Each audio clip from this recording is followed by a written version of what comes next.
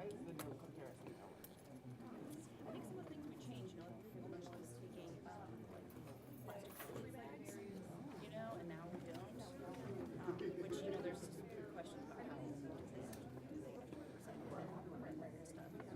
I packed everything, I thought. I thought I packed everything, right? Yeah, this is how easier to deal with it all together. And I did, I packed everything but a C-cord.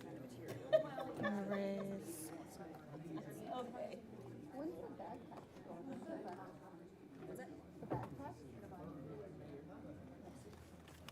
Yes.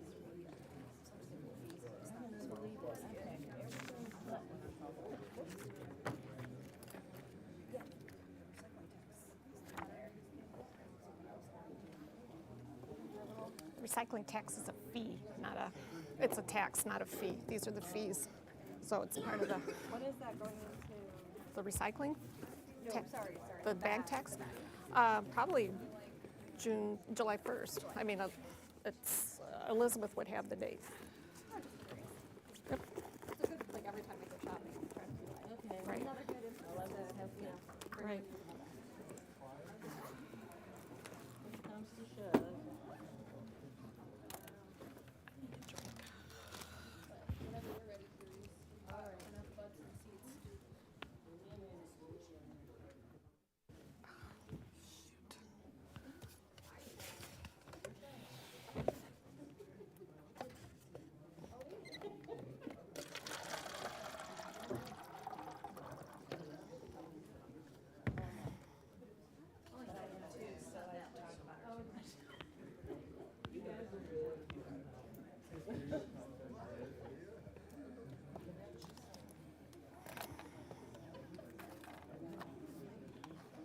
Oh, shut up.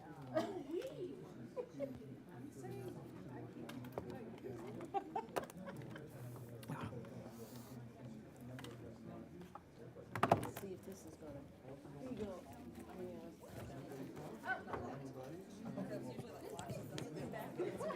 I need to get one.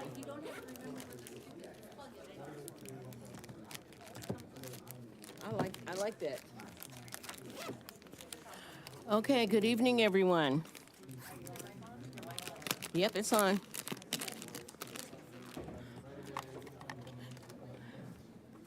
Try it again. Hello, hello, hello. Okay, no, it's on. They can hear me. I got a big mouth anyway. Hello. Good evening, everyone, and thank you for coming to Committee of the Whole. My name is Sharice Hersey. I'm chairing the meeting tonight. Will the clerk please call the roll? Councilmember Wu? Here. Councilmember Evans? Councilmember Hersey? Here. Councilmember Colasetti? Here. Councilmember Bishop? Here. Councilmember Wilkin? Here. Councilmember Quisenberry? Here. Mayor Marlin? Here. And now for the approval of minutes of the previous meeting. No. Oh, there are no minutes. Okay, thank you. Are there any additions to the agenda for tonight? Just one change. I request that we move item 5, which is the approval of the liquor license for Public House 1833 up to be item number 1 under new business. Do I need a motion for that? Can I hear a motion? I'll move that we move item number 5 to number 1. Second. Okay. All in favor? Aye. I'm sorry, I didn't say any discussion. Any discussion? Okay, all in favor? Aye. Aye. Any opposed? Okay. Thank you.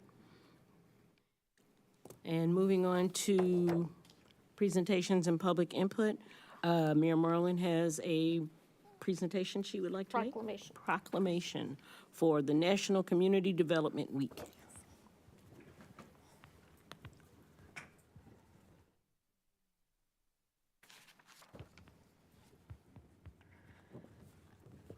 And this is the 50,000th proclamation I've done in the past 8 years, and I think it's my last.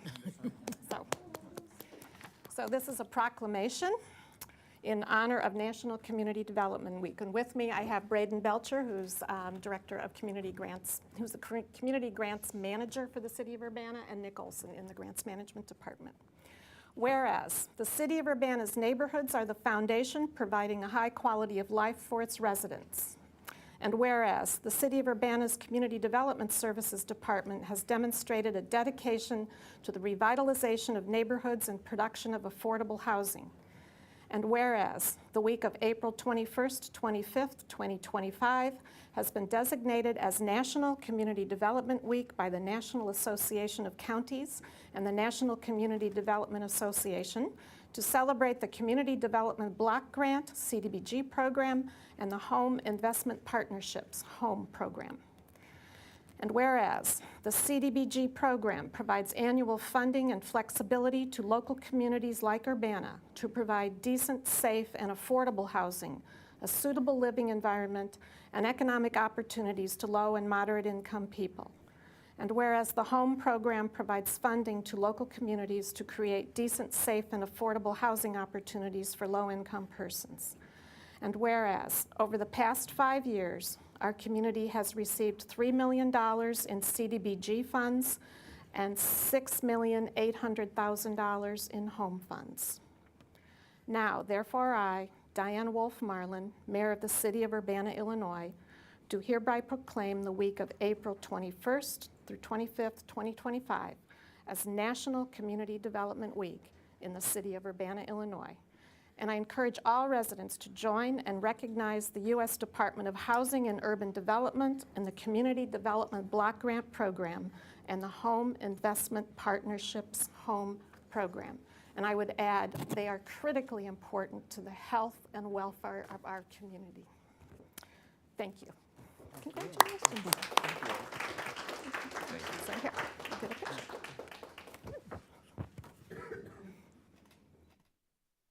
And it's for you. Thank you.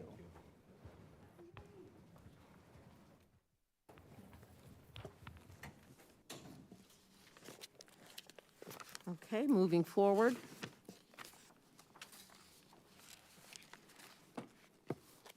Public input. Would anyone like to address the Committee of the Whole tonight?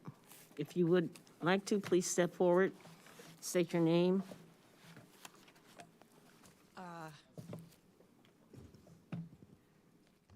Liz Cartman of Urbana, and I'm grateful that I don't have the 3-minute limit. I can read this at a little more slower pace so you can catch on to Could it. you move closer to the mic so that everyone can hear you? Okay.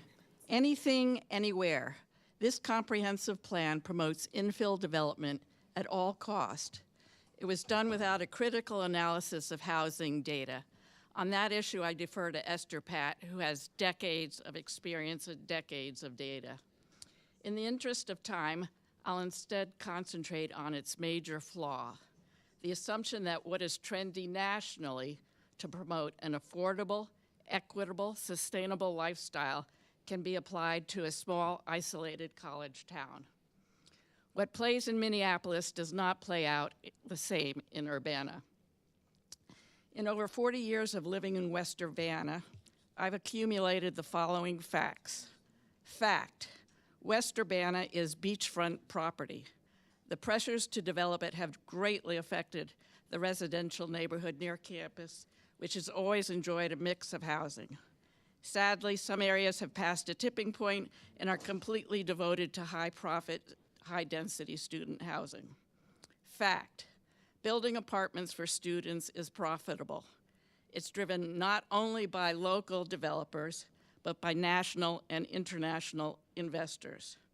Fact, here's the trend. Let houses deteriorate, demolish them, aggregate parcels, and replace with high-density housing. Gradually, as has happened to the west and the north sides of campus, we will be overrun with high-density student housing. Is this your vision for West Urbana and Northwest Urbana? Fact, we don't have sprawl. CU is too small. To get to Memorial Stadium from the edge of Urbana, 10 minutes. Champaign, 12 minutes. It's not a big deal. Fact, you will not get affordable housing You will not get townhouses for young professionals. You will not get condos for seniors, certainly not without an HOA and with strict covenants to govern ownership. Fact, there's no guarantee quaint first-floor businesses will be attracted to operate near high-density housing, much less a residential neighborhood, as Champaign has already acknowledged. In summary, experience has shown that if you open up the area between Lincoln and Busey to higher density, and if you permit higher density construction throughout our single-family neighborhood, you'll be inviting profit-driven developers to build more student housing. Please review and eliminate N2 zoning for higher density along the Busey-Lincoln corridor in areas that abut struggling single-family blocks. Please remove any suggestion that triplexes, quadruplexes, townhouses, and apartment buildings could be built where appropriate for N1 neighborhoods. Could be, will become, will be. I have a handout. I'm a librarian. When I state facts, I need my citations and references, so I have that for everyone on the City Council tonight. It's nothing new. Most of this I've shared with the Imagine Urbana team, Plan Commission, and all of you, but once again, I'll share. I ask that you please deferring implementation of this comp plan until you have concrete data on local housing and a full awareness of the consequences of imposing national trends on a small college isolated town. The plan as it stands now will inevitably erode a unique asset in Urbana. Please review, please rethink. And as for the fact that a comp plan is not zoning, I would just like to add that the 2005 comp plan had a very definite label for West Urbana of R1, R2 residential zoning. As well, it limited any higher density on the Lincoln-Busey corridor to, north of Illinois, and not, going all the way south to Nevada. Thank you.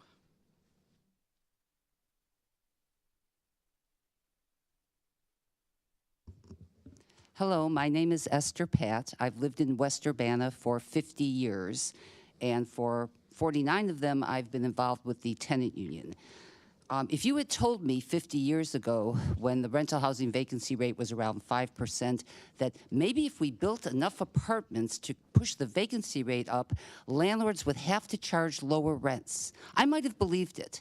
But having lived here for 50 years and watched the apartment construction increase, and watch the vacancy rate go up to what you reported in Imagine Urbana is now 13%, more than 1 out of every 8 rental units in Urbana is unleased each year. I wonder why in the world this whole plan is so focused on increasing rental housing. Now, I attended one of the first public sessions, well, the first round of public sessions about this, which I think was 5 years ago. I know Lily Wilcox was still on the planning staff at the time. And when I got there, I talked with her, and she told me that Urbana has a serious exclusionary zoning problem, that we have a dire shortage of rental housing, and the very reason we have no affordable housing or insufficient is because of single-family zoning. She told me this is a trend now in planning to change the whole concept of single-family zoning in order to create opportunities to create much-needed rental property. I told her it sounded like she was describing Chicago's suburbs, where 87% of the housing is owner-occupied, or 79%, but that's not the truth in Urbana. And she indicated that things had changed. I was referring to the 2010 census, and this is before we had 2020 census data. Well, now you have the data, and it is actually, from what I could find in that very unwieldy, unpaginated document, the only housing data whatsoever in the entire Imagine Urbana is that 64.2% of households in Urbana are rental. The rental housing vacancy rate is 13%. Only 35.8% of housing units in Urbana are owner-occupied. The home ownership rate in our community is frighteningly low. It is half the home ownership rate in the state, half the home ownership rate in the country, and yet the Imagine Urbana plan does not even address the low rate of home ownership. Instead, it promotes strategies for increasing opportunities for lower-cost homes to be used as duplex rentals or Airbnbs, which creates more competition for prospective homeowners looking for lower-cost single-family homes. And I know it is not the intent to freeze out all the homeowners. It's just a fact, and it's been a problem for decades in this community. When owner-occupied homes that have a reasonable price are on the market, they often don't last long because someone who wants to buy a house and rent it or turn it into a duplex or add now an accessory dwelling unit is going to beat out the homeowner. They'll buy it without an inspection. They'll just they'll pay the offering price. I mean, they'll offer the asking price because they want it to make money. And there's nothing wrong with making money, but we do, if you're going to look at housing in Urbana, the biggest problem, other than affordability, which is true everywhere, is that we do not have enough home ownership opportunities. At this point, though, what frustrates me most, and really I admit I've been angry about this ever since that conversation with Lily Wilcox 5 years ago, because I just feel there is no reality behind this. And I find it ironic and kind of funny that this is called Imagine Urbana. Imagine Urbana is Des Plaines, Illinois. What would you do to fix Des Plaines, Illinois? And then let's pretend that's what it is here, and we'll do it here. It's wrong. I beg you to keep this in committee, and before you make any changes, before you even consider adopting this comprehensive plan, get some information, and please share the information with the public. I would like to see all the data, and I would like you, more than I want all of you as council members to ask to see the data that informs all the recommendations in this plan. I haven't been able to find any. We've also been told several times that everything in Imagine Urbana is supported by all the public input. Where is the public input? I clicked that one link on in the table of contents for Imagine Urbana. There was something summary of communities input or something like that. There was nothing. It led me to a dead page, which I clicked the link on that, and it took me back to the City of Urbana website search engine. But if, in fact, there has been written public input provided in the last 5 years at these sessions at Plan Commission, it should all be combined in one document. There should be a link, and all of you should be able to read it. And all of us who want to read it should be able to read it. You might recall last December when you were... Thank you very much. Thank you.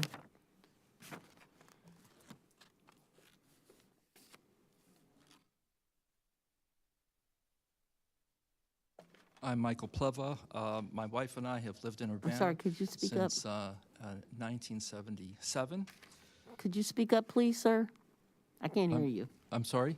I can't hear you. Sorry, I'll speak louder.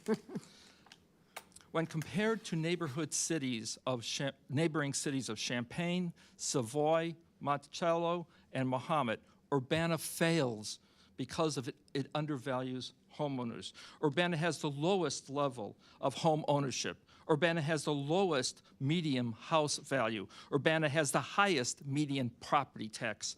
Now the City Council is asked to consider this plan that in its 5-year development consumed a vast amount of city resources. As reported in a 2020 News Gazette article, the city hired the former CEO of Fox Development Corporation and to work on the comprehensive plan at a salary of $150,000 a year. Now, after 5 years, one can project the salaries of at least $750,000 a year.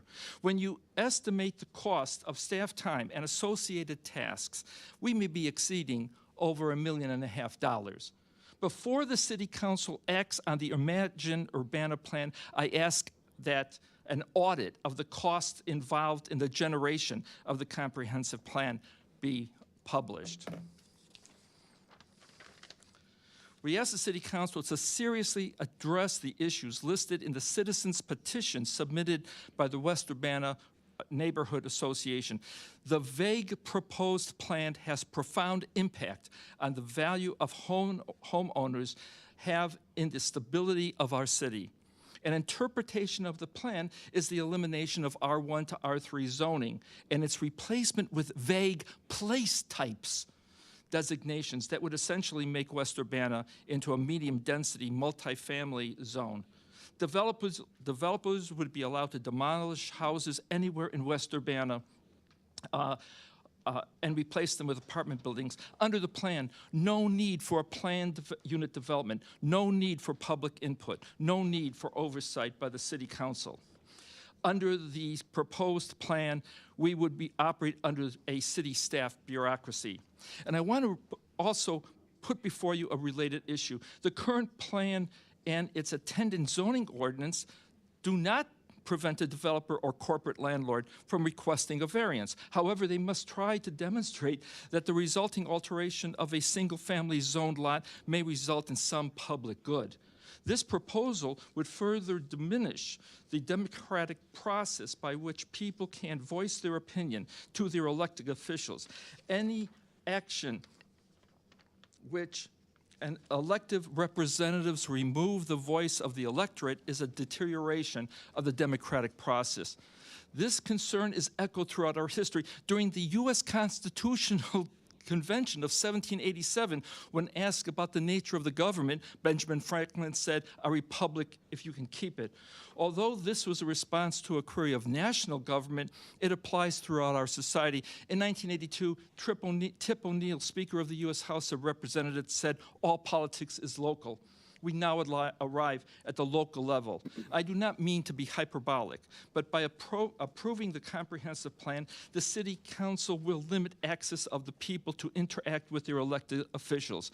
I ask you seriously consider the petition for protecting historic Urbana from the proposed 2025 comprehensive plan. As citizens, we ask that the City Council delay action on the comprehensive plan until the new mayor takes office and after more time for informed public input. Thank you very much. Is there anybody else that would like to address the City Council or Committee of the Whole?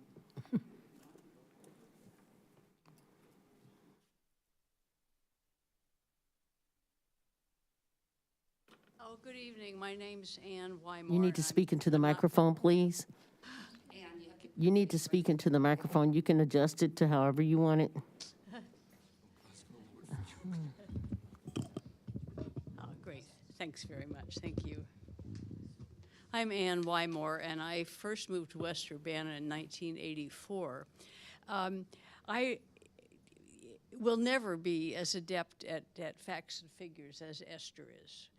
I let her do that job, but I just want to state that I think West Urbana is a very special resource for this town. People are attracted to Urbana because of this neighborhood, and the thought of its being more accessible to developers to develop student housing or apartment housing, I think would be a very, very bad mistake. And I was shocked to realize that our zoning ordinances are possibly to be changed in the way that this comprehensive plan would allow. I think it's a bad mistake to give precedence to developers over the quality of our town and our neighborhood. So that's all I'd like to say.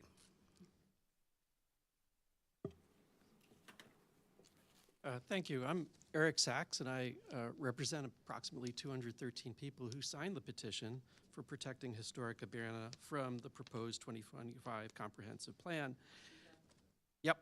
So the first thing I want to say is this plan, if it's approved, is the first step in a two-step process for changing the zoning, right? That's its main purpose, is to frame the vision of how zoning should change. So this is really important to get right. If we don't get it right, when staff comes back to you in a few months and says, okay, well, we approved this plan, now we have to act on this zoning, it's a little late to argue, oh, we didn't agree to that in the beginning. So it's very important to get this framing right and this vision right. The second thing is the plan is vague. It's been vague for a long time. It's still vague. And so this leads to a lot of different interpretations of the plan.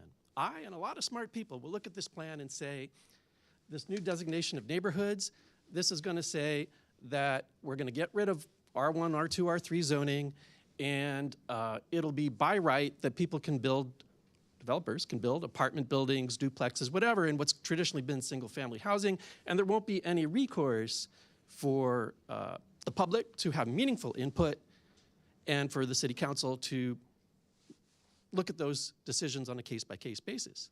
Other people have told me that's not the correct interpretation. But if we have all these smart people reading the same document, coming up with these very different interpretations, even among yourselves, I imagine there are some different ones, it tells you the plan is not ready. The plan needs to be clear. Otherwise, the vision will not be clear, and there'll be great misunderstandings in the future. Lastly, I think we have a different vision in our neighborhood, the people who signed this petition, as to what Urbana should be.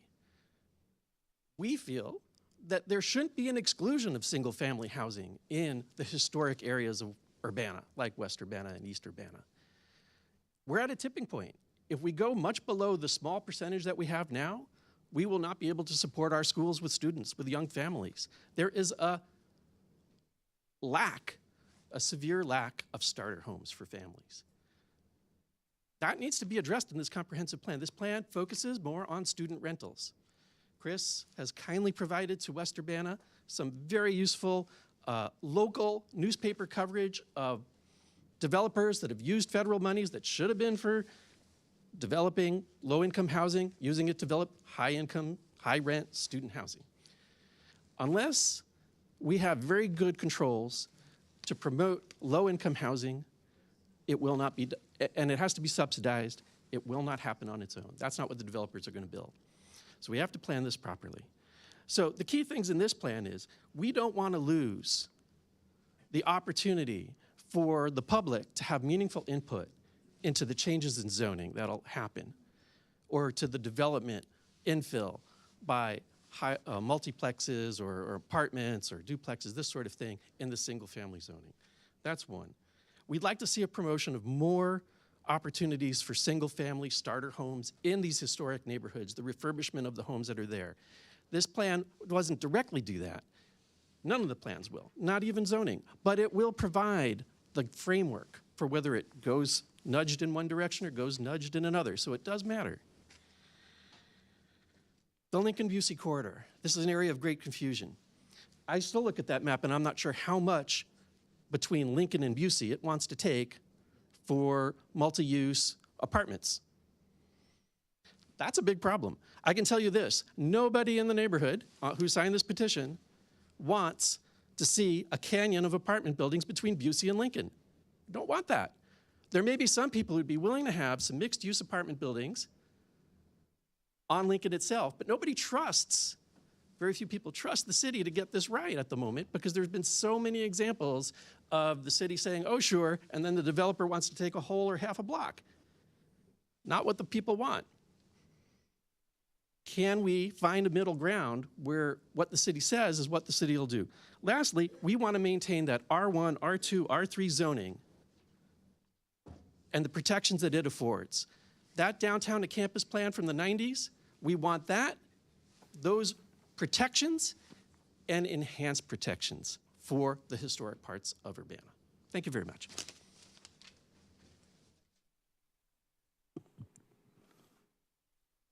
Is there anyone else that would like to come to address the Committee of the Whole?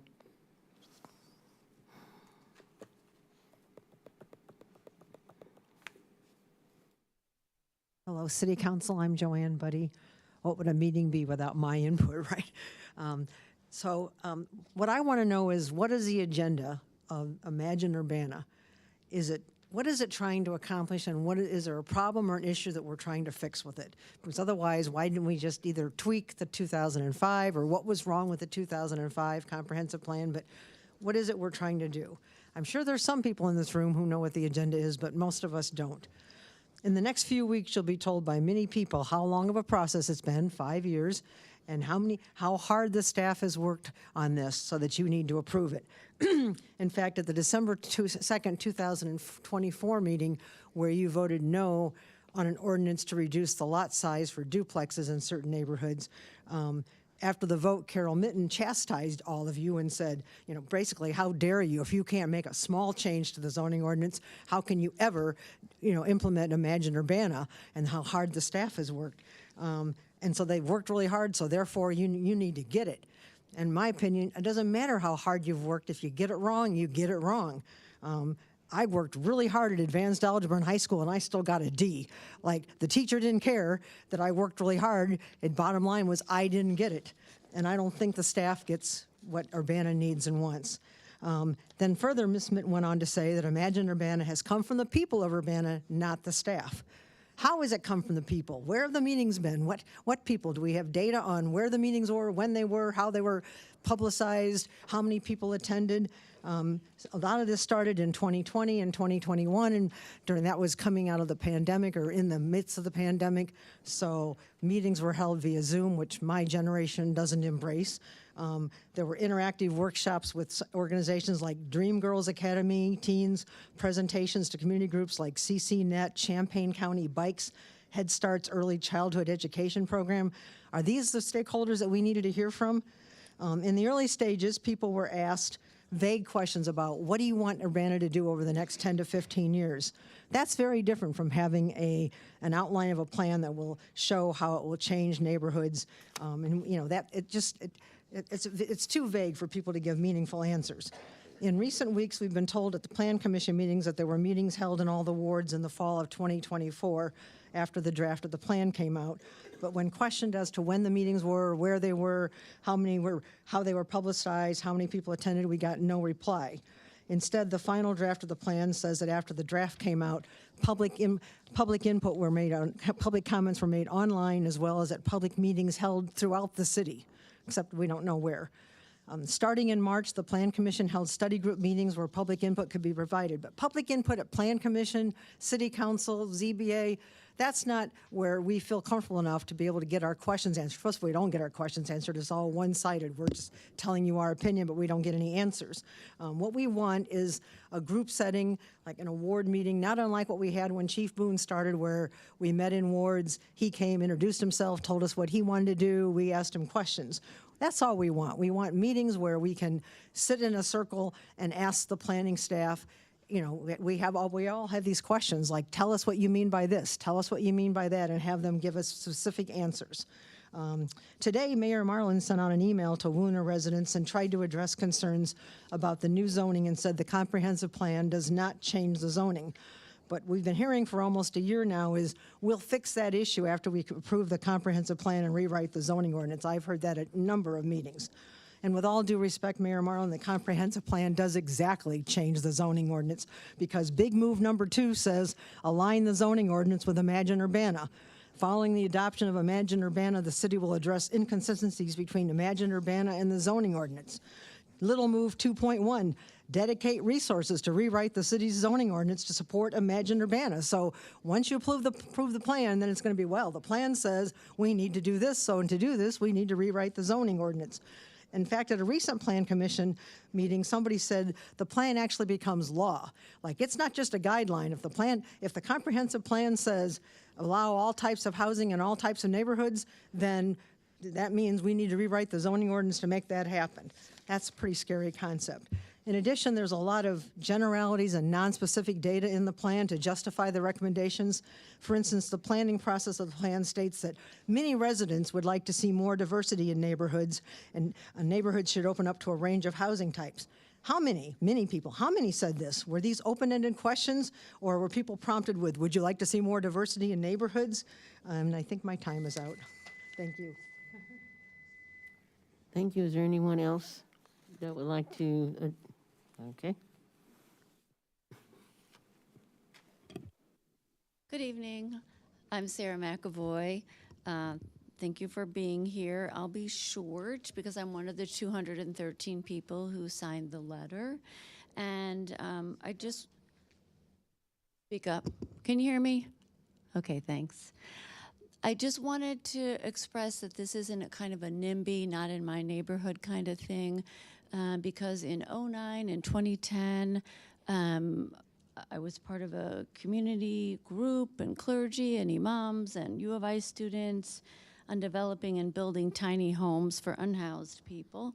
And we, at that time, begged Libby and Robert to find parcels in the city where we could build that kind of community. So we very much care about having affordable housing. I just don't think that having big developers come in to supposedly make more affordable housing is actually realistic or going to happen. So I just want to focus on the idea that any exceptions should require public input as well as review by the Zoning Board of Appeals, the Plan Commission, and the City Council. can't hear you. We don't want to lose our opportunity to give genuine feedback on case-by-case basis.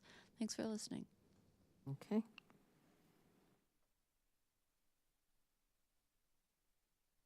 Is there anyone else? Okay, if there isn't anyone else that's coming forward, I would like to say that I do have one letter to read into the record. We got approximately 16 letters online regarding this issue, and only one requested that it be read into the record. There is also a petition that we got, but we don't read petitions. Okay, you may read these comments into the record. I am supportive of the Imagine Urbana Comprehensive Plan. Urbana needs the reinvigoration of its neighborhoods, and this plan lays out a vision that I can get behind. If I wanted to live in a sterile, boring neighborhood full of houses that are one of 2 floor plans, I would have selected a house in a subdivision at the edge of town. I did not do this, and I chose to live in the West Urbana neighborhood. However, I have been somewhat dismayed at the lack of care that is shown to some properties. In some instances, it is worse than unincorporated land in counties around the state.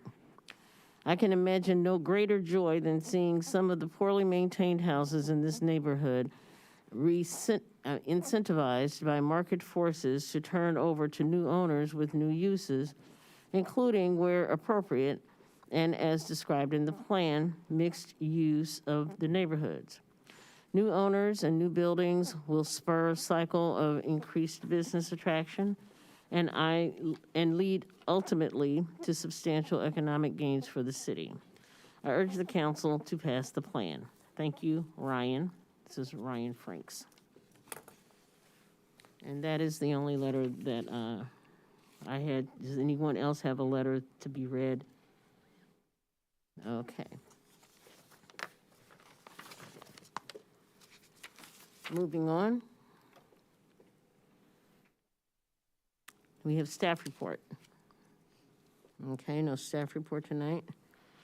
Okay, and moving on to new business then. We have ordinance. Oh, that's right. We're going to start with resolution number 2025-04-027R, a resolution approving an increase in the number of liquor licenses in the Class R and T1 designation for a public house, 1833 LLC, 401 North Broadway Avenue, Urbana, Illinois. And Thank you. This is, as Sharice noted, increasing the number of R and T1 liquor licenses. This is a license that allows the sale and service of all types of alcoholic liquor, either by drink or in the original packages, for on-premises consumption only. And it's for the Public House 1833 LLC, 401 North Broadway Avenue. This is the location formerly the Broadway Food Hall. This will be the yard operating in that location. And the bar is the Public House 1833, named after the fact that Urbana was founded in 1833. So I'd like to welcome a new business owner and investor and developer in the city of Urbana, Drew Smith and his wife, Jessica. And I would appreciate a motion. do I hear any motions? Sharice, I'll make a motion. Okay, Mary Alice? I will move under the consent agenda, resolution number 2025-04027R, resolution approving an increase in the number of liquor licenses in the Class R and T1 designation for Public House 1833 LLC at 401 North Broadway Avenue, Urbana, Illinois. Second. Okay, that's moved by Mary Alice and seconded by Chris. Discussion. Is there any discussion regarding this? Okay, all in favor? Aye. Yes, aye. Any opposed? All right, moving on, next. Thank you. Ordinance number 2025-04-011, an ordinance revising the annual budget ordinance, budget amendment number 8, Carl settlement.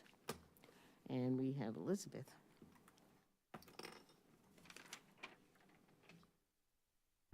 So this one is pretty straightforward. There's only one item on this budget amendment, which is an increase that is needed to approve the settlement, which I believe you discussed just a couple of weeks ago.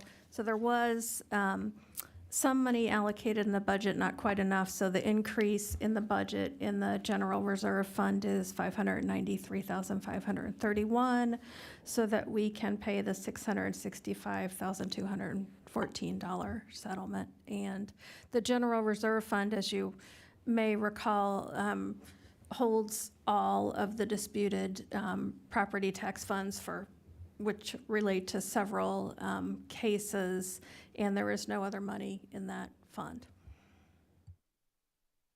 Mayor Merlin. Just to add on to this, for those of you who've been in this community for decades, this represents the end of a basically 20-year saga of litigation related to hospital property taxes.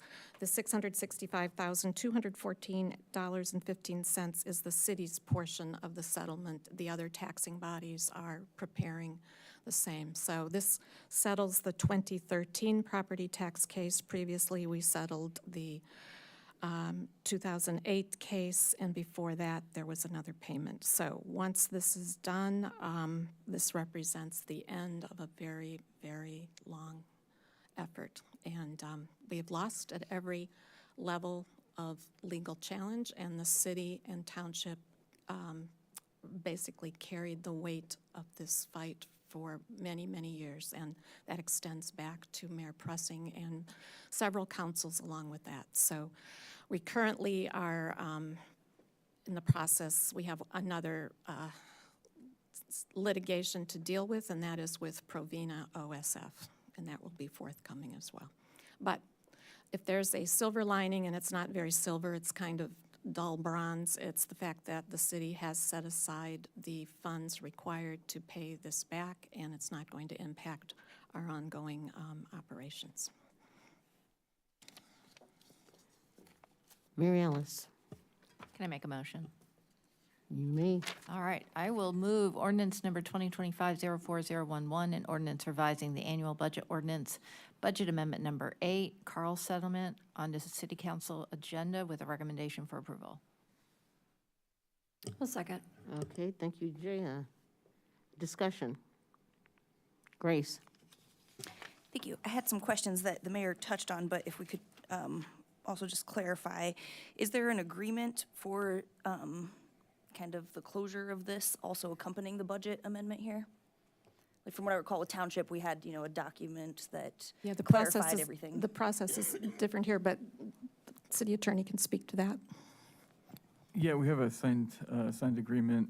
The mayor signed earlier, it would have been late last week, I guess, that was reached between the parties about a week ago in principle. And so it's being circulated for signature by the elected bodies and corporate authorities, in this case, the mayor, to execute. And so I believe we're the first to sign the agreement, and over time, all the parties will sign, and then the payment will be made to Carl in the aggregate. So. And that didn't need council approval like the town not. board did, because they're just set up differently? Yeah, it's a different form of government. But we're all signing the very same agreement. It's just the amounts are different, of course, depending on the fraction of property taxes allocated. And then so similarly, it says in writing that then we're done after this. That's it. Okay. And then my last question that you also had touched on was about having these funds aside. And is it the correct understanding that we're not really moving money from one fund to another? We're budgeting within the general reserve? Correct. The money was set aside in the general reserve fund, and this will be paid from the general reserve fund. So there's no movement of money between funds. Thank you. Any more questions? Will the clerk please call the roll? Councilmember Wu, Yes. Councilmember Evans, Yes. Councilmember Hersey, Yes. Councilmember Colacetti, Yes. Councilmember Bishop, Yes. Councilmember Wilkin, Yes. Councilmember Quisenberry. Yes. Because this motion is simply just to pass to council, I am not calling the mayor because it's not final action. Okay, but it's going to be put on the regular agenda, is what it meant. Correct, it has to. It can't go on consent. Right, I didn't think so. I wrote regular consent, regular agenda. Okay, ordinance number 2025-04-012, an ordinance amending the Urbana City Code, Chapter 14, Section 14-7, regarding the schedule of fees, and this is Elizabeth. So tonight, we're asking you to forward the fee schedule for final council action on May 27th. This is a little different than many other things that you do because the city code requires that this be on file for 30 days before final action. So tonight, we're asking you to start the clock on this process. So this is an annual process. The last fee increases were effective in July 2024. And we do generally relatively modest fee increases on an annual basis, which for many residents is a little easier way to absorb those fees than doing them just periodically and having larger increases. So generally, fees are a way to attach a price to a public service and then allocate that cost to people who use the service. Each fee covers the cost of a specific service. The increases are driven by the city's cost increases, which are primarily wages, since it's our employees that provide services. The recommended increases are generally about 4.8%, which reflects what we expect to pay for across-the-board wage increases, step increases, longevity increases. The fee schedule doesn't include any new proposed increases this year, new proposed fees this year, but the increases vary a bit due to rounding, especially for smaller fees. So generally, fees have been rounded to the nearest $5 increment, but for fees under $50, those will generally be adjusted only every other year because rounding to the nearest $5 could actually produce a relatively large increase. There is a 7% increase in the stormwater utility fee, and that's consistent with the stormwater asset management plan that the city council approved. I'll also note that liquor license fees are presented in a separate schedule, which is also attached, and those are generally 4%. There's some categories where there's no increase recommended because there aren't any active license holders. There are just a few areas where there are no increases recommended. So those include parking meters, impound and tow fees, food handler licenses, which you may recall we recently approved an agreement with the Public Health District and agreed that we would increase those on a different schedule. And there's some other smaller fees. So for tonight, we don't need you to do anything other than forward that for council action on May 27th. Staff will advertise the availability of the fee schedule for public inspection as required by the city code. I also want to mention Chris Francisco and Lakita Hodges did the bulk of the work on this. So while I will attempt to answer your questions, there's a lot of detail behind this. And so there will probably be some things where I'll just say that we'll get back to you and we will do that. So I'm happy to try to answer questions. Chris. Thank you, Elizabeth. In the memorandum, I saw the fee increases in total will raise over $300,000. Is that correct? A year? Yes, $311,000. Okay. Is that money spoken for every year? I mean, you just said it goes back to stormwater and you listed it in the memorandum, I'm just forgetting, but the money that we raise is already spent to cover services that already exist, right? Well, technically, nothing can be spent until it's budgeted, and Right. these fees won't be effective until July. But I would say, so, a portion of that is in the general fund, which pays for a wide variety of city services like police and fire. a portion is in the sanitary sewer fund, a portion is in the stormwater utility fund. Those are restricted, right? Those are restricted in separate funds specifically for certain types of improvements. And then a smaller amount is in the parking fund. So all of those together add up to the 311,000. So there's 60,000 going to the general fund that could be used for police and fire, is that correct? Well, correct. In the general fund, we don't earmark revenues Right, to a right. specific service, but that would could pay for any services that are in the general fund. Yeah, thank you. Anybody else have questions for Elizabeth? Grace? Thank you. Got a few, but first of all, you said that the action here would be to put on file until May 7th, where we would have another discussion and vote. That's correct? Correct. We'd like you to move tonight to place it on the agenda for May 27th. And then my understanding is that the recycling tax is removed here because it is a fee. Is that correct? So the recycling tax is moved here because it's a tax and not a fee. And I believe when we did the recent changes to the recycling tax, we placed that in the city code. Okay. Oh, yeah, opposite. So it is a tax now, and it was Correct. Okay.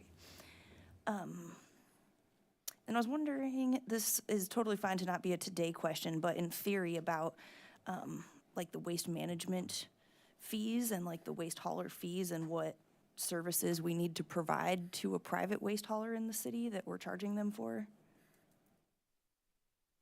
Yeah, I'll have to get some help with that from Public Works. Yeah. And then I encourage anyone else, invested in these types of things to take a look and give us your input before May 27th if you have some time and interest. I think as far as housing, there's some things we could consider on a broader scale of how we incentivize housing development and management with things like our enterprise zones, which is another story. But just looking at here, for example, in, section number 10, I don't know what section, of the annual rental property registration fees, and just noticing that multifamily 3+ units per building is a lower fee than a single-family house, and looks like would be less than a duplex. So I don't know if we could just have any more information and just think broadly on how we incentivize monetarily some of our uses and development.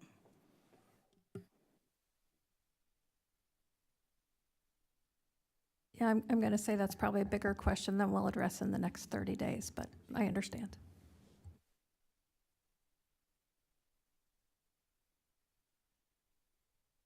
Are you done? Are you finished? Grace? Oh, okay. I thought you might have something else. Oh, no, that's all. Thank you. Okay. Anyone else have any questions for Elizabeth? Okay, I'll entertain a motion. Chandra? So are we making a motion to say that we're bringing it back May 27th? So Is you- that, okay. Yeah, it's just like you would send to a regular council meeting. We're just stating a Okay. date of a council meeting. I'll move approval of ordinance number 2025-04-012, and ordinance amending Urbana City Code, Chapter 14, Section 14-7, regarding the schedule of fees to come back to Committee of the Whole, City Council, on May 27th. Can I get a second? Second. Okay. Chandra moved and Mary Alice seconded. And is there any discussion? Okay, will the clerk please call the roll? Councilmember Wu? Yes. Councilmember Evans? Yes. Councilmember Hersey? Yes. Councilmember Colasetti? Yes.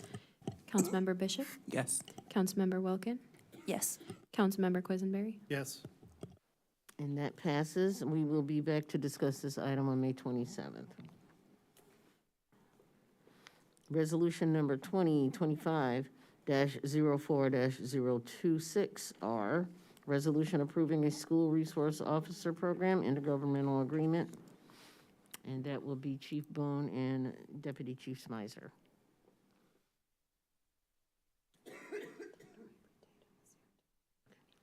Okay. Dr. Ivory Tatum, I saw you in the gallery. Did you want to come up also and say anything or contribute? Okay. Just nice to know if we need you, you're there. Thank you.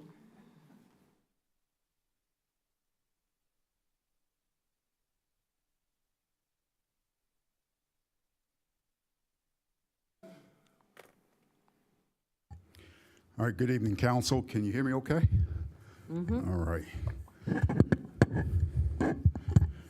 Going to jump right into this. As stated, the resolution authorizing school resource officers, IGA, Urbana School District 116. Why are SROs, why do they matter? A student-first approach to law enforcement builds trust and safety through daily presence, support, emotional wellness, keeps schools connected, responsive and secure. Obviously, from what I've been told, there was a point in time where there was some concern here in Urbana with respect to school resource officers in the building, and over time, the essence of what I just said kind of supports itself. There was an overwhelming support of the SROs, and through the students, the program started to flourish. Next, please. I don't know if you had an opportunity to look at the school board and the SROs presenting to them on April 1 of this year. It was, from my perspective, very positive. A lot of information sharing, and they approved thus far. As you know, back east, where I'm from, there was 35 schools. We started our SRO program in 1990. You'll be surprised to hear me say we didn't get it right. Officers were in positions where they were not enforcing the law. Primarily, they were enforcing discipline, which is something that greatly impact, or did their black and brown students, as opposed to enforcing the law. So it took us some time to get it right, and we got it right rather quickly.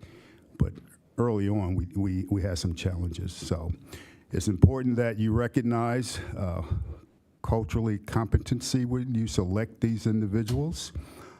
It's important that you select the right officer with the right temperament in the right location. And as you can see, these are our SROs. Officer Burnett is described as trusted, respected, always there, calm, builds trust with students, a go-to figure within the school. His ability to de-escalate things of that nature make him a viable point of contact for high school. Next. And the other one, last but not least, Officer Robinson, Urbana Middle School, background in education and mental health, which is always important when you're dealing with young folks. Works with counselors to identify and address students' needs. Compassionate, expertise, collaborates with counselors and staff. She supports students through early intervention, which is always popular and important. And she's rooted in early care support. All right, positive outcome. School-related arrests has dropped since its inception, which is always important. That tells us that we are taking a step back and not necessarily rushing into things and developing a position of compassion. And when you develop that position of compassion, de-escalation and trust, what you want to see is the number of arrests go down. Like the focus is always going to be prevention first, intervention second, and like anything else, lastly, enforcement next. So national conversations around police and schools are important. Like I mentioned earlier, in Norfolk, we didn't get it right in the 90s. That adversely impacted our black and brown students. One of the things I want to highlight is and this probably isn't the right place to bring it up now, so I just want to lightly touch on it. Another initiative that we are bringing upon to buttress the SROs is Handle with Care. And if you want to hear about it tonight, I'll kind of touch on it. If not, I'll move on. But it's will greatly impact our students that are traumatized through things that happen at home or in their neighborhoods. And this is a partnership with the school system. I'm happy to report Dr. Tatum has embraced this, the United Way, as well as the Community Coalition and the police department. But I just wanted to touch on that, and if you want to hear more about it, just let us know. Next. So here's the nuts and bolts. The IGA cost sharing, 75% from the school. That was 2025. For fiscal year 2026, from USD 16, the cost will be 75% at roughly over $300,000. For UPD at 25%, the cost will be roughly over $100,000, and you see the total cost in sum there. And these prices are subject to change, just like anything else with respect to inflation, things of that nature. 3-year term, July 1 of this year to 2028. And obviously, if you would approve this, these are the positive outcomes. We would have SROs on staff and inside the schools when they're operating. We will be obligated to providing to SROs full-time at that, and they will be largely responsible for handling calls on the campus. Next. So recommendations, we believe it's important that we continue with the success that we've had thus far and that we approve this IGA. Questions? Are there any questions for Chief Boone or Chief Smyser? Grace. Thank you. I have a couple questions here. I can feel free to pause if there are others that come up. I was wondering about the financial piece. I was trying to find in the agreement, because the budget piece, you mentioned the 25% kind of cost share from the school, 25% from the city. I see in there that it says amount if billed quarterly at 75%. And I'm not really sure where that decision point is. Are they paying 75%, or are they paying the full cost of the officers, and where is that stated in the contract?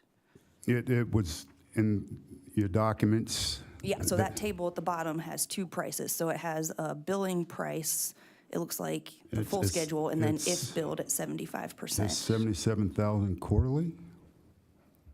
Yeah, so that says beginning each quarter if billed at 75%. So my question is it billed at 75% or 100%, and where is that 75%. stated? We have been billing it at 75% for, I don't know, at least several years. So that would be, we'd bill the 75% amount. We have to calculate the total cost to get to the 75%. That's why that's on there.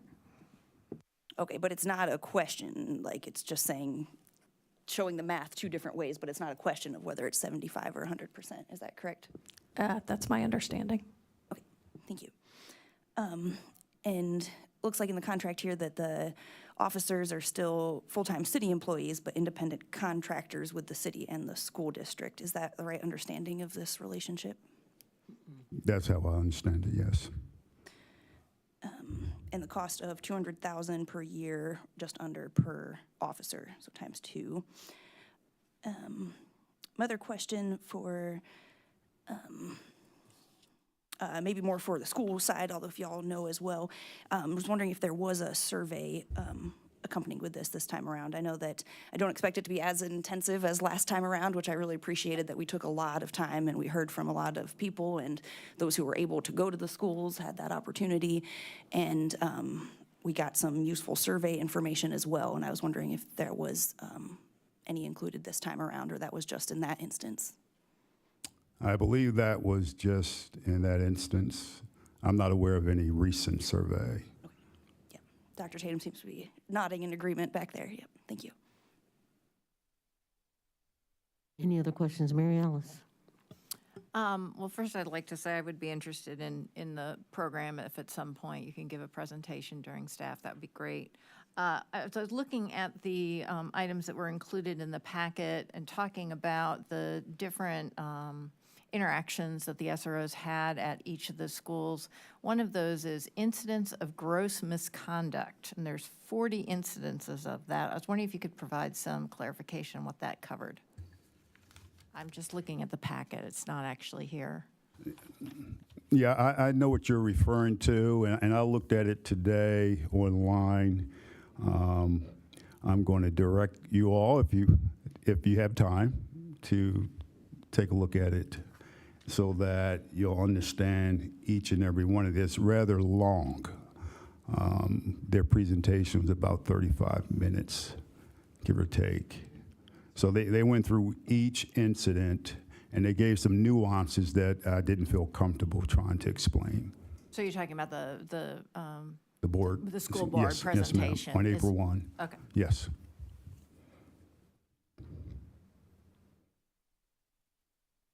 Any other questions for Chief Boone or Chief Smizer?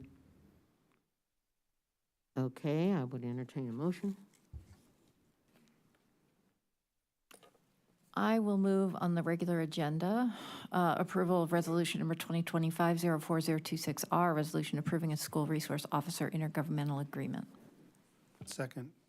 Okay, I have a move from Mary Alice and a second from James. Discussion. And I see, I don't know if Dr.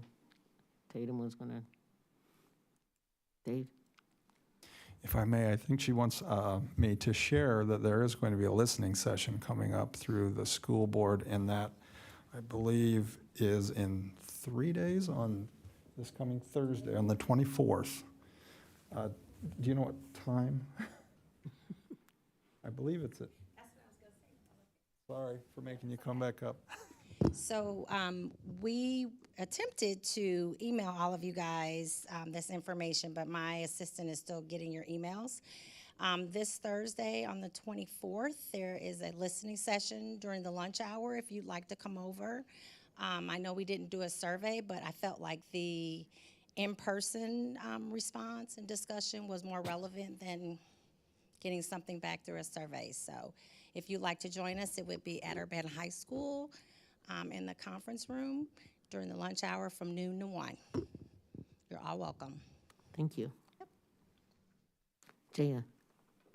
Yeah, I wanted to speak a little bit to the process last time because I think there were a lot of questions just based, this mic's working, on kind of the national data. And I appreciate that acknowledgement that there's data that shows in some places it hasn't worked. And it was incredibly impactful to hear from our students about why they wanted SROs in the middle school and high school. So I do think it's worth acknowledging that incredible work that our officers are doing to build that trust, and that's not a given, and that we should be supporting areas where our police department is leading the way. And I'm very grateful to know that there's another opportunity here from our students as well, because that's the most important thing, is what makes them feel safe in their schools. Grace. Thank you. Yeah, I just wanted to echo the acknowledgement of the process that we went through before and appreciate the invitation to have some more information with the listening session and hear the school board meeting for some of their discussions. So I definitely will try and get some more information there. Yeah, just appreciate some of the thoughtfulness here, and I hope that it's still a positive relationship and totally open and happy to hear any more if anyone from the school district or the community has any other input they want to share before we vote on this again next week. I think some things in the contract make a lot of sense, and I appreciate in here a clear section that the SROs are not counselors and are not trained in clinical counseling. However, they do require some additional training for working with juveniles, and as we saw in the presentation, some individuals have some of their own criteria outside of that, or their own credentials. But I think that this generally makes sense and support it, and happy to hear any more. Any more discussion? Okay, will the clerk please call the roll? Councilmember Wu? Yes. Councilmember Evans? Yes. Councilmember Hersey? Yes. Councilmember Colasetti? Yes. Councilmember Bishop? Yes. Councilmember Wilkin? Yes. Councilmember Quisenberry? Yes. And I'm assuming this is going on your regular agenda? Okay. And, let's see. Last but not least, ordinance number 2025-04-013. An ordinance approving a comprehensive plan, Imagine Urbana, plan case number 2502, CP 25, and our community development people will be, as well as Andrea.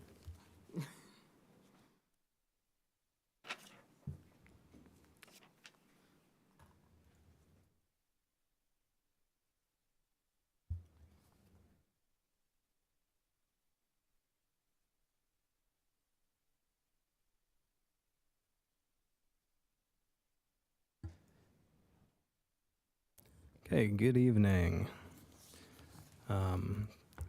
Just say I think we're pretty excited to be here tonight, talking about the Imagine Urbana Comprehensive Plan. It has been a little bit of a long process, so I think we're excited to be here tonight. So I was thinking earlier when we started this process, I don't think I could grow a beard back then.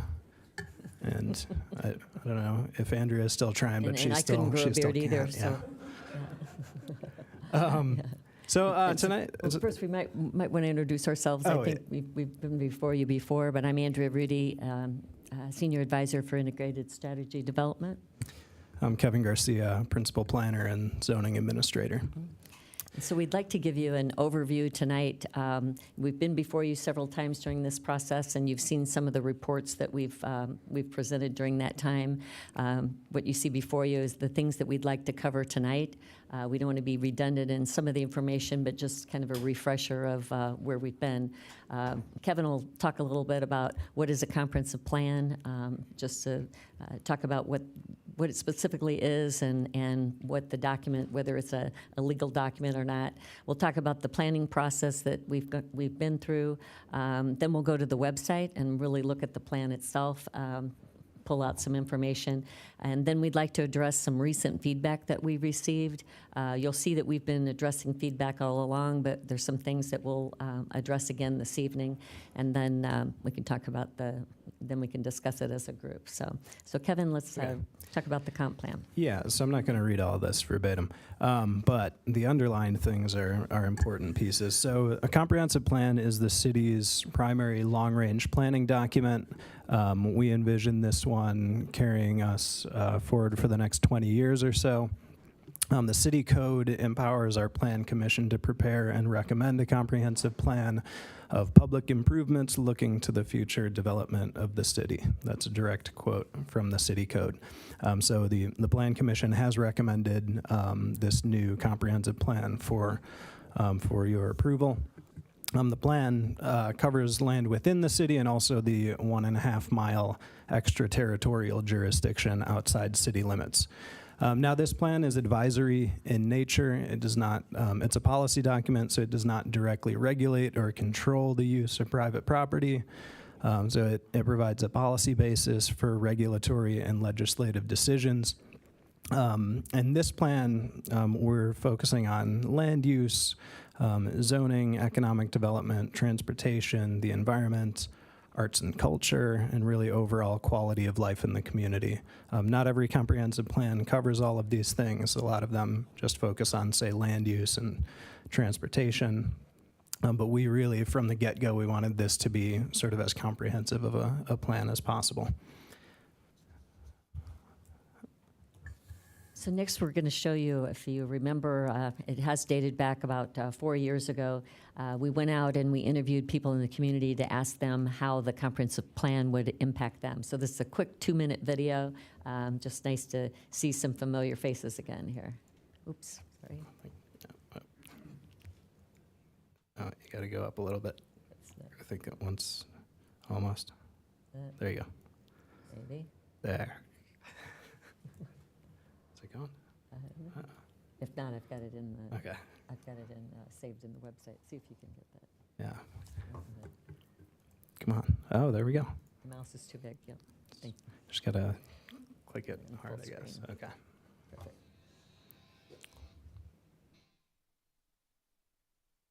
Why is the comprehensive plan important to me? My name is Stefan at Urbana High School. Comprehensive plan is important to me as it articulates the vision for my city for over the next 2 decades. Connecting are important to me. And so being part of the planning process will help give me a voice when it comes to attempting to make sure that when I choose to bike or walk somewhere that I can do so enjoyably and safely. I came here in 1962, lived on Tremont Street, and I'm currently living on Eureka in Urbana. We need groceries. A city bank or either a branch bank, and we need a health facility, and we also need a community center for the people in this area. My name is Terry Beals. I'm from Crispin, Illinois, farm country. The Urbana Comprehensive Plan is very important to me because I do enjoy coming to this town and I want it to continue to thrive and prosper. The outdoor venues, the music, the arts, the restaurants are kind of a town and we need to keep it going. My name is Merlin. I am the manager at El Progreso in Urbana. This comprehensive plan is important to everyone, and especially the businesses in minority communities. I'm Somali Thompson, and as the University of Illinois Urbana important for me to ensure the safety and the quality of life experience for my daughter. Been a resident of Urbana for 35 years. Urbana's comprehensive plan is important to me because it helps make streets, sidewalks, community buildings, and businesses accessible to me. Feedback from artists like me is essential to ensuring that the comprehensive plan addresses and allows the artistic lives of artists like me to grow.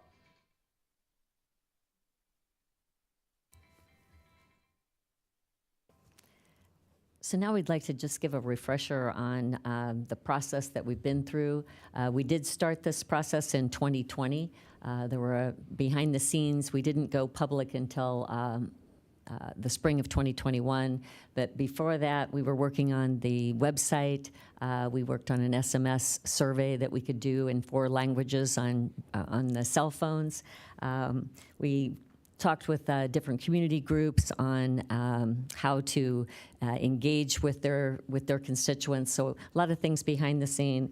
The website launched in February of 2021, and we promoted the plan on social media, television, radio. We were at handouts. We did bookmarks at the library. A lot of different ways to try to outreach and get the message out. Kevin, do you want to add anything to that? Oh, no, I was just adjusting my mic for, Okay. for when I speak All right. here in a second. Okay. So we also did something that was, I think, kind of unique to our community. We filmed some informational videos of the taxing bodies in Urbana, or that would be Urbana residents pay taxes towards. So we had each of those tell about what their organization did, how they were funded, and what services they provided the community. Because many people here are, our community, a lot of people, it's transient, a lot of people come in and out, they're international, they come from other communities, and so they're not clear on what services the city provides versus the park district, the school, et cetera. So those are still out there, and it's a very informational, even though some of the players have changed, still a useful tool, I think, to go out and to look at. We then were able, because of COVID, we had to do a pivot. We did a lot of things via Zoom calls, et cetera, and that's not the best way to do it because you do limit your outreach to a certain segment of the population.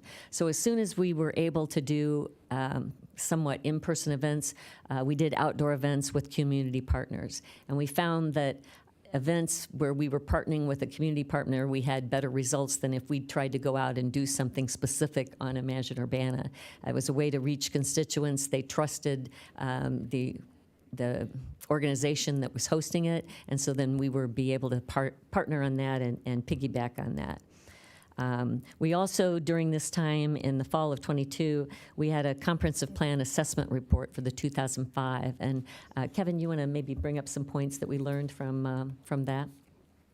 Yeah, so in that assessment, really we looked at the existing plan that we had, that we still have right now, and we kind of tried to take a look at what worked, what we were able to accomplish, what we weren't able to accomplish, and try and tease out why things worked, why we weren't able to do certain things.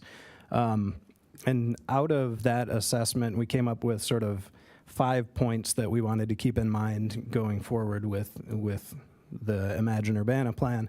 One was to keep the comprehensive plan at a community-wide level, because the existing plan gets into a bit of detail in certain areas, and we found that when we looked at really detailed areas, we often didn't accomplish what we wanted to do there. So we wanted this plan to be really a community-wide plan. We wanted to integrate general community concerns across the plan. We wanted to, and I think this is pretty important, aim to update the plan regularly. So the 2005 plan, we only really did one serious update, and that was a year after that plan was adopted. We've done other amendments in the interim, but nothing really like reconsidering and sort of updating the plan on any periodic basis. Another was to consider equity throughout the plan. And then the final bullet point was a commitment to work to create a new comprehensive plan within the next few years. And this falls within that few years statement. So I think we're on track here. Then we also, during this time, later in 2022, we started working on Examine Urbana. And Examine Urbana, in other plans, it's called existing conditions. So it describes what the community's like. Our version was much more in-depth. It really gave a historical perspective on Urbana that is still a very useful tool, I think, for everybody.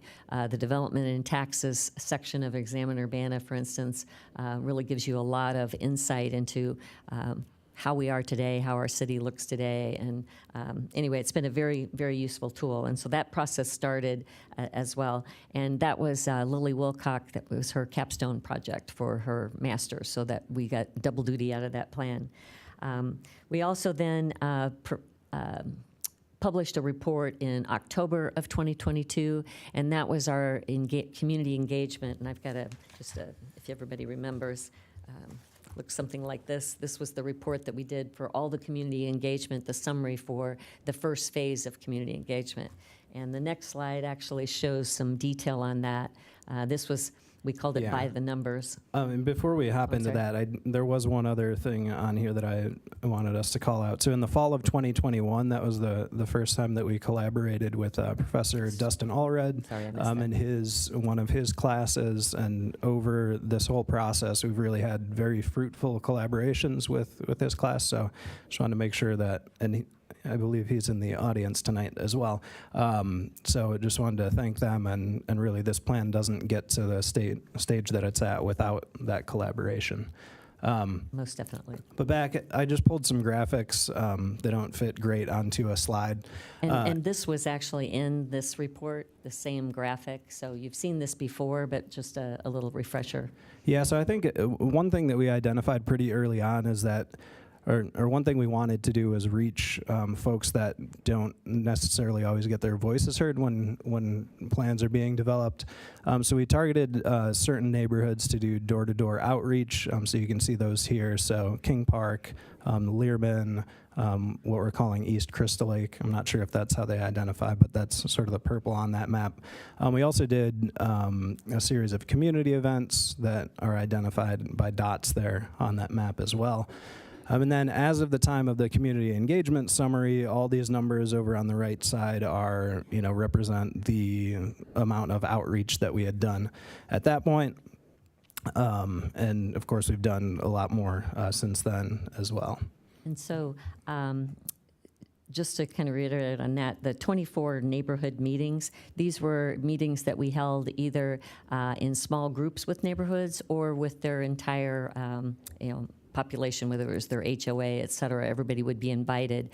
Most of those were online meetings where people, gave us feedback and talked about the plan and et cetera.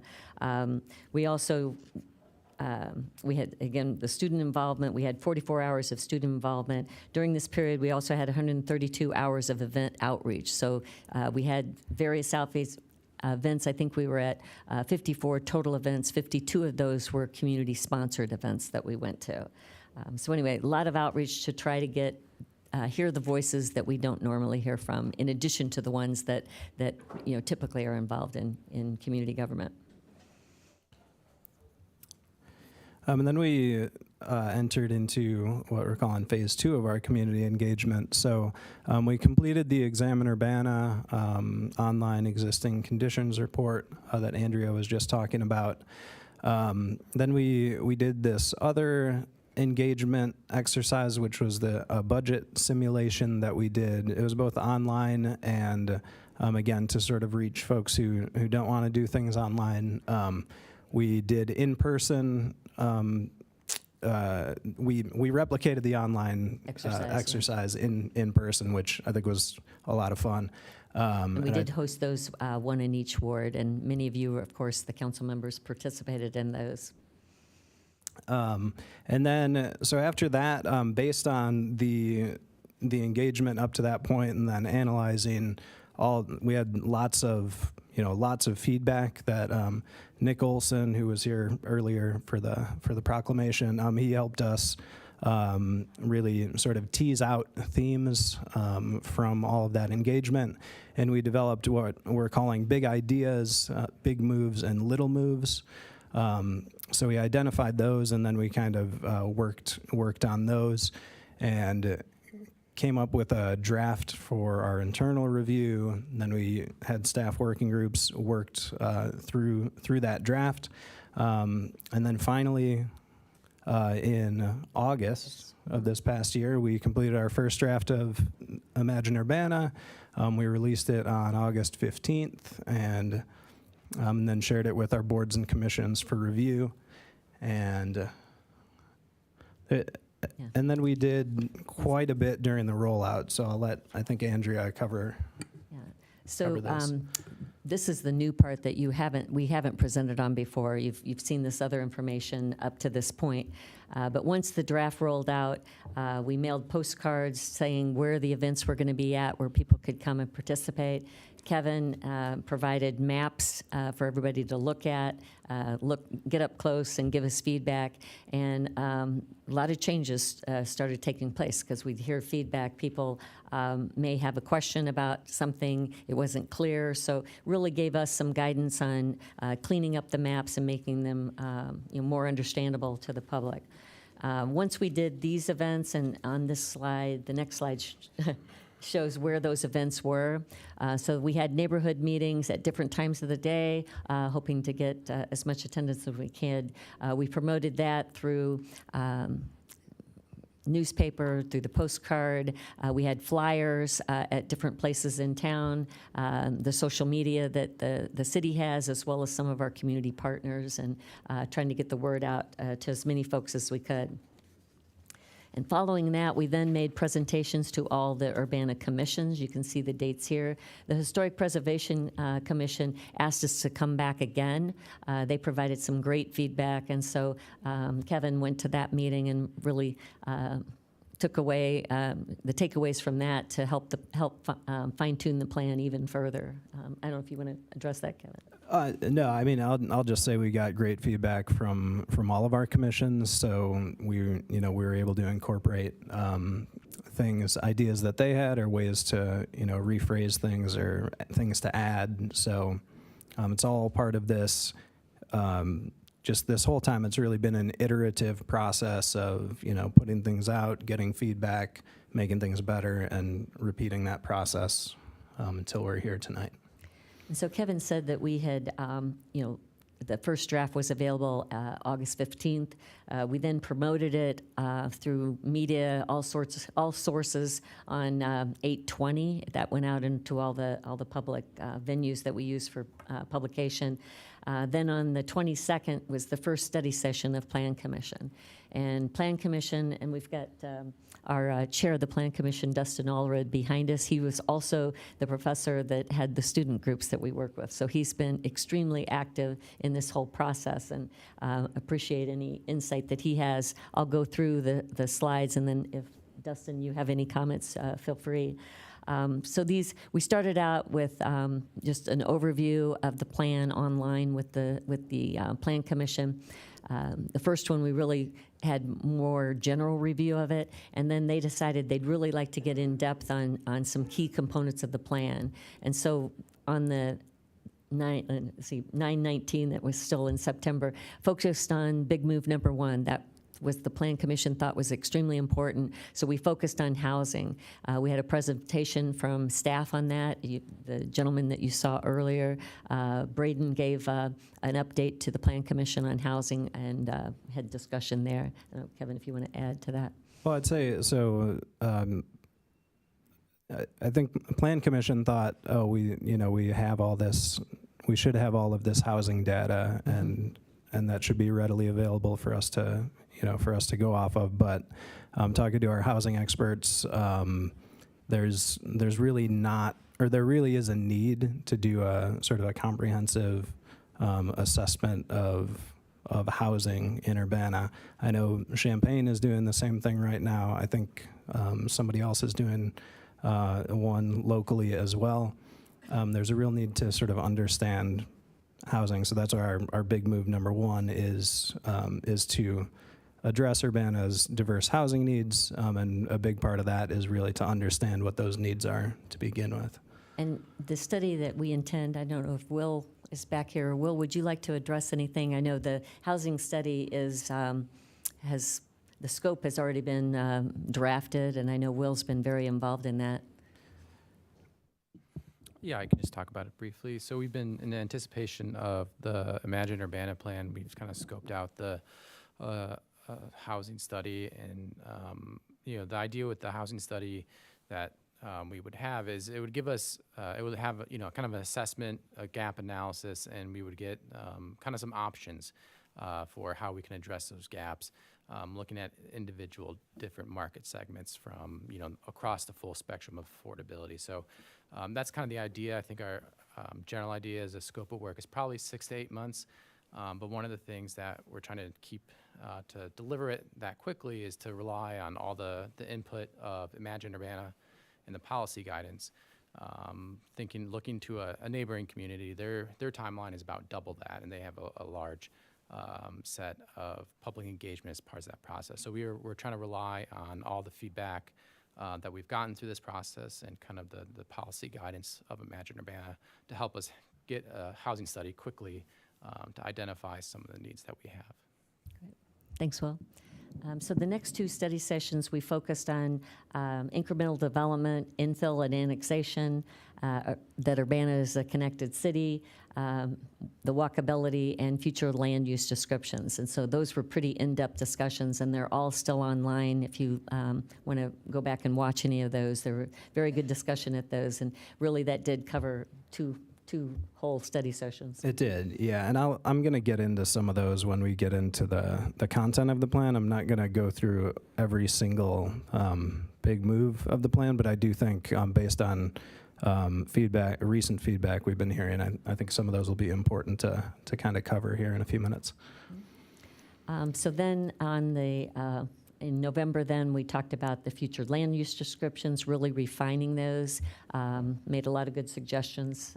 The Plan Commission was very good, and then community input as well. We would, so during this whole time, we would be making constant revisions on the plan. So when a study session occurred, we'd take all the input that we received, and then staff would go back and make the changes or make the a recommendation then for the next meeting.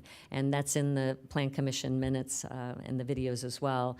We had the actual, every change that we made was listed and where it came from. So those are it's just part of that process. It just kept evolving. So people that would see the plan once, you really needed to keep going back because we just kept making refinements during this whole time.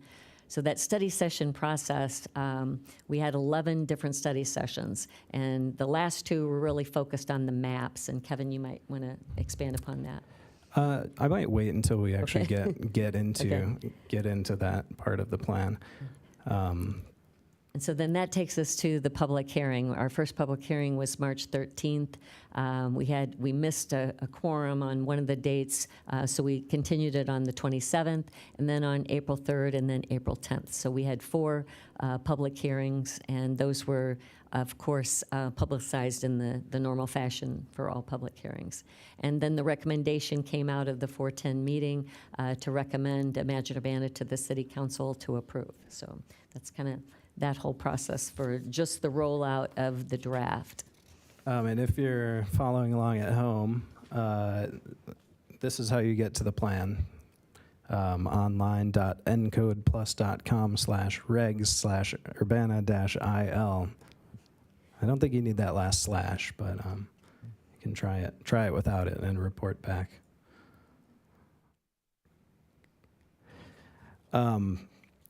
So the content of sort of the plan, if you haven't been there, I'm not going to go through every single piece of it, but as plans do, there's an introduction and a background.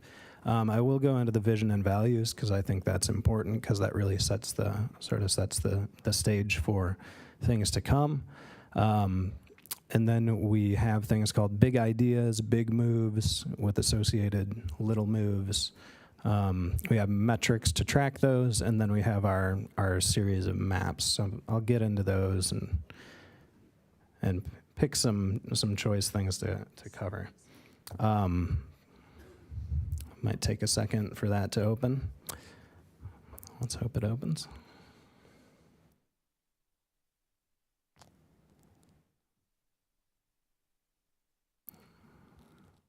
Well, in the meantime, we might just talk about the big ideas and the big moves, just what the scope of that is. The big ideas of the overarching goals for Urbana's future, and they reflect the community's aspirations that we glean through the Imagine Urbana community outreach process. And here we've got it in front of us magically. And then we had objectives. There are objectives for each of those big ideas that are really the barometers of success to track achievement. And in the plan, Kevin will go over those when you see those in the plan. And then the big moves are the strategies to achieve the city's big ideas. And each big move often addresses multiple big ideas, because we only have the 4 big ideas that we'll go over here quickly. And then each of the big moves have associated little moves, which are the actions. These are the steps that we have to take in order to achieve those big moves. And then, of course, we have metrics that have been assigned so that we can keep track of progress. And we intend to give continuous updates on progress. Okay. At council meetings. Yeah, there we go. All right, so the vision and values, I won't read the intro to it, but please do. But our vision is that Urbana is a welcoming community for everyone. I think we heard this throughout our outreach. I think it's something that we all feel, as the folks working on this plan as well. Urbana is a welcoming community already. But we want to really make sure that's at the forefront of the plan. And then our values is that we ensure equity and inclusion in all city services, that the city is a welcoming, livable, and healthy community, that it has a thriving, resilient economy and environment, that we embrace our cultural vitality, and that we promote growth within the city's borders. And then I'll head over to the big ideas. So coming out of that vision and values, the big idea number 1 is that Urbana is a place for everyone. 2 is that Urbana is both financially and environmentally resilient. Number 3 is that it's a city of connected neighborhoods. And number 4, that we embrace our cultural vibrancy and character. I don't know why this isn't, I feel like I'm zoomed in too much or something. Okay, let's see. Oh, I think I was zoomed in too much. Okay. So then I don't want to go through all of the big moves, but I did want to highlight sort of a few of them. So we've already talked about sort of big move number one, which is to address Urbana's diverse housing needs. And we heard throughout our public engagement process that Urbana needs, well, I think it's stated here pretty well. Urbana needs more housing of all types and at all price points. And housing security and equity were concerns as well.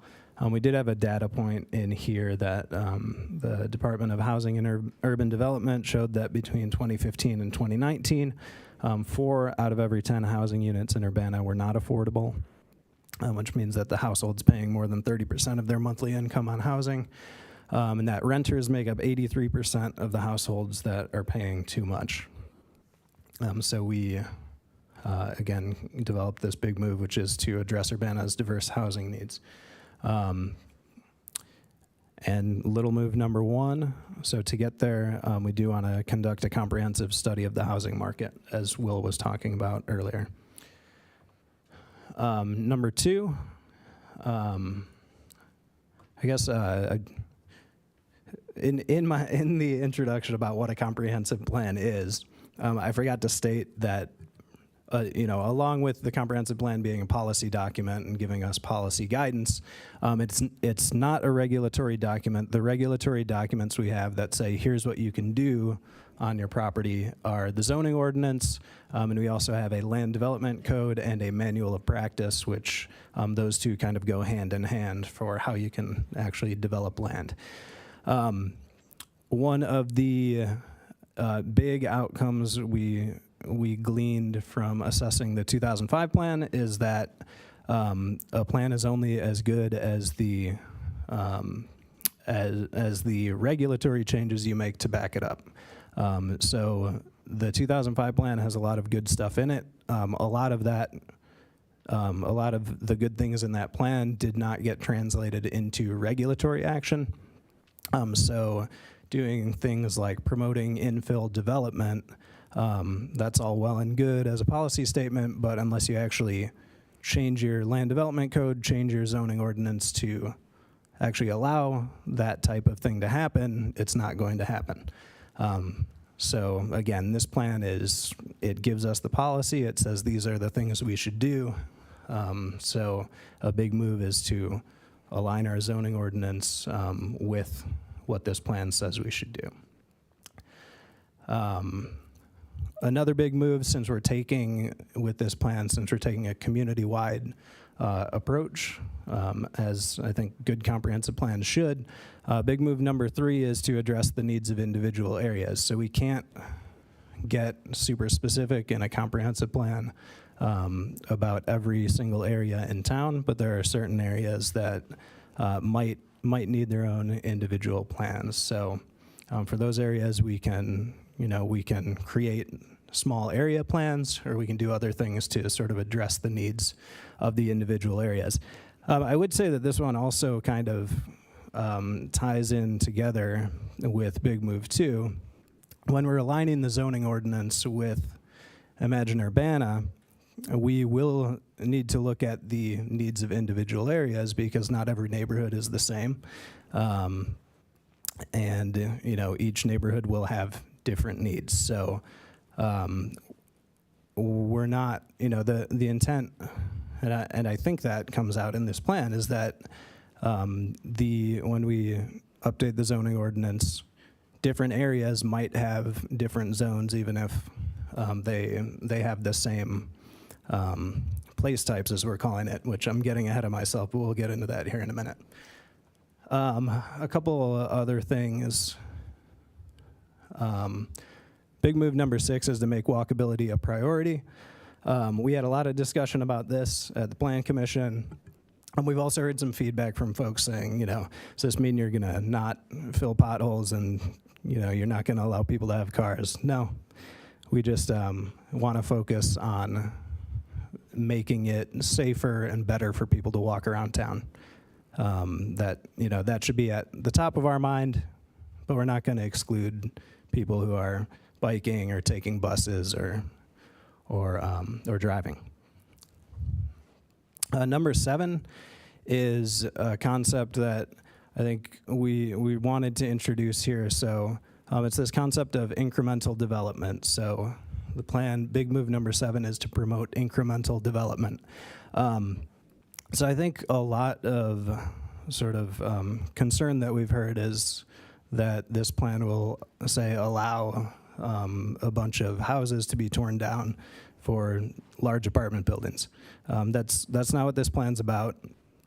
Incremental development is really about sort of allowing gradual, small changes to take place without, which is kind of antithetical to the way a lot of development has happened in our whole country for the past 70 years, which is huge projects and big apartment buildings, and this is going to really transform the neighborhood and make things better, and they really don't. So there's a focus on incremental development, and it's also about spreading development out, which I think ties in with sort of the equity theme of the plan as well, which is, we should be sort of spreading out development within, but still within the areas that are served by infrastructure, and not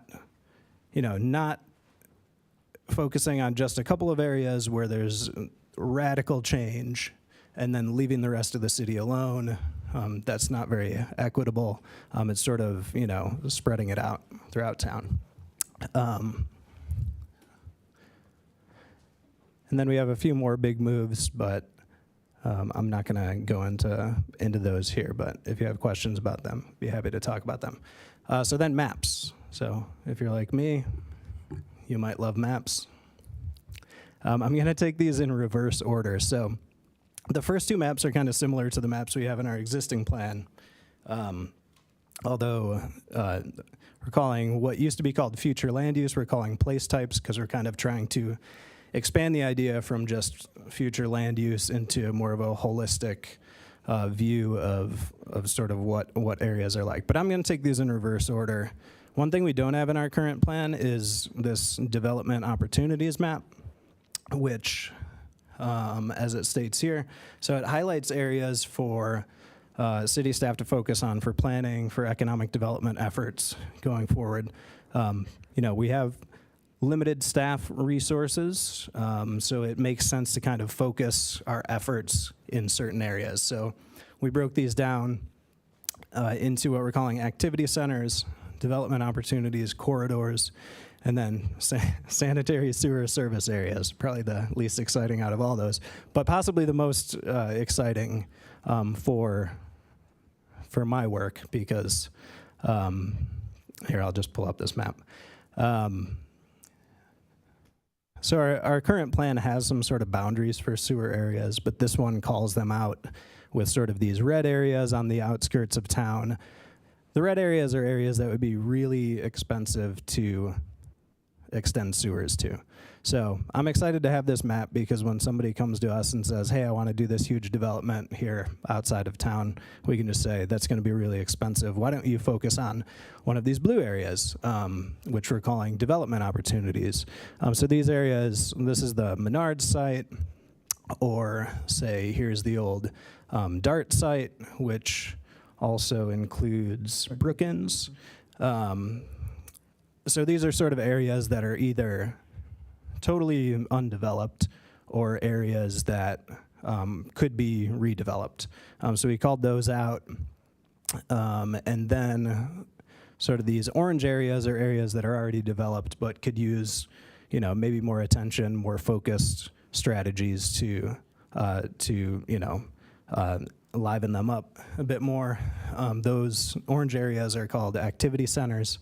Then we identified corridors. So those are just kind of major corridors through town that might have some, might need some attention paid to them. And then you'll notice there's a couple of green corridors as well.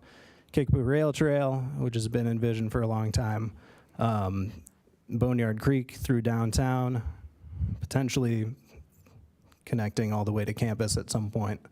We do have a 1978 plan if anybody has a lot of money that they want to make that happen. So that's the development opportunities map. One important thing we added on here was there's a sewer pump station over here. So essentially, if you want to develop somewhere down here, you would need to run a sewer all the way up here, and that's going to be expensive. So that's another exciting thing about that map. And Kevin, you might, we mentioned the student involvement. Dustin's class really did a lot of work on these maps and started the framework for them and did the research behind them. And then they've been refined through the Plan Commission study session process as well as the public hearing. So it's really been, these have been a work in progress ever since that first draft was released. Okay, the second map we have is similar to a map that we have in the current plan, which was called the mobility map. We're calling this the connected city map. But what this does is show it shows kind of a hierarchy of streets, but more important than that, it shows where future connections will go. And I'll zoom in so you don't have to strain yourselves once this, once this loads up. But actually, I'm sort of taking a broad view here. So we've got a few things identified here. So we've got the street network sort of identified with different colors of sort of the bigger streets. We don't have all, well, we probably have all the streets, but they're light gray for the really small residential streets. But we have indicators for extending the street grid, sort of if that ever happens in the future, sort of in unincorporated areas, which, again, sort of this plan is focused on growth within the areas that are already served with infrastructure. However, one of the most useful pieces of our current plan is having these future street connections on there. So if somebody, say, wants to subdivide a big piece of farmland out in the county that's in our extraterritorial jurisdiction, if we have one of these arrows pointing through there, we've been able to say, we have a future right-of-way that's going to go through here somewhere, so when you subdivide, you have to show that on your subdivision plat so that you know that you shouldn't build buildings there and things going into the future, which hasn't really been an issue because usually they're just subdividing for, splitting up for a couple of heirs to the land or whatever for some houses out there or something. Okay, I've zoomed in. So we have medium priority projects, which are sort of these are all blue. And then we have sort of higher priority projects. Let's see. So a lot of these are things that have already been, they're already in our capital improvements plan, or we've just done some studies. So like number 3 here is just a recommendation to implement the recommendations of the Lincoln Avenue corridor study that we just did for this section of Lincoln. Likewise, we did a study for a northern part of Lincoln Avenue, closer or around Bradley Avenue. So just some recommendations to implement several of those things we have on the books. Vine Street right out here, we have plans for, and also Illinois Street between Vine and Race. So a lot of those sort of plans that are already on the books, we just put them on here to reinforce that we want to do those plans. And then, like I said, there's some future connections that are probably lower priorities. Those are things that might happen in 20 or 30 or 40 years. So, and these are on our existing plan. So a lot of this map looks similar to the map that we currently have. But we've just updated it and gotten rid of projects that we've already done. Okay, and then finally, getting into the place types, which used to be called future land uses. But again, this time around, we wanted to add in more nuance instead of just saying, the specific land use. So on this opening page, we just kind of describe each of the place types. So neighborhood 1, 2, neighborhood centers, etc. So we just give kind of a brief overview of what each of these are. And then when you actually get into sort of that section, you get more than just the general description. So you get a description of land uses, building form, streets and connectivity, and then sort of the open space that you'd expect to see in those place types. And again, these are sort of, let me see how we describe it. So place types generally describe how each of the areas of Urbana should look and feel in the future. I do want to point out, because I think some of the feedback we've heard recently, I just want to be clear that when we make zoning changes in the future, each of these place types could have multiple zoning districts, because each area that's painted, say, neighborhood 2 throughout the city, is going to have different characteristics that could be handled with different zoning regulations. And that's the type of nuance that we would get into when we tackle the zoning ordinance rewrite. So it just says right here, clearly, that each place type may contain more than one zoning district. And yeah. So like I said, so each one of these has sort of the general description and then the land uses. One of the comments we received pointed out, so neighborhood 1 had the same description under this section as neighborhood 2. We've since fixed that. It was listed correctly here on the main page, but I forgot to copy that over here. So I can understand why folks might have been confused about that. So all of those place types get put on the place types map, which, if you're here in the room, there's one on each wall back there. And it looks a lot like our future land use map that currently exists. And it'll take a minute to load, whether you're here or at home. You might talk about the annotations part of it as well. Yeah, so our existing, our 2005 plan has some annotations on this map. And when we initially started drafting this map, we kept all of those annotations in there. A lot of those annotations were just kind of restating what the future land use was at the time, so we got rid of those. But then we kept other annotations that seemed to make sense, and then we added a couple more, like this one. It's not super annotation heavy, but like we identified this area along Cunningham Avenue north of 74, that, just referencing that, hey, the Rantoul Sports Complex is up here, so maybe, we should kind of focus on doing some things sort of along this corridor that might tap into that. So these are just kind of notes for us, for our plan commissioners, for city council in the future to say, just to give a little bit more nuance to some given areas. This, I could foresee if we do small area plans going forward, I could see annotations from small area plans filling out this map in the future.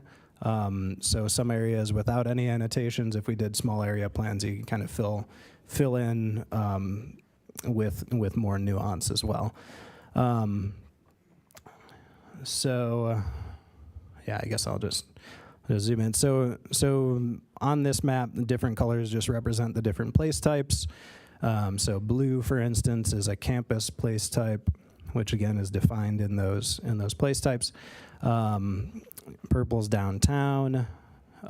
We ended up, because we heard feedback that initially we had sort of painted downtown all the way along Springfield Avenue over to all this stuff west of Lincoln Avenue and then all down here.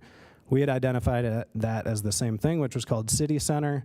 At one of our Plan Commission study sessions, we said that, that needs more nuance.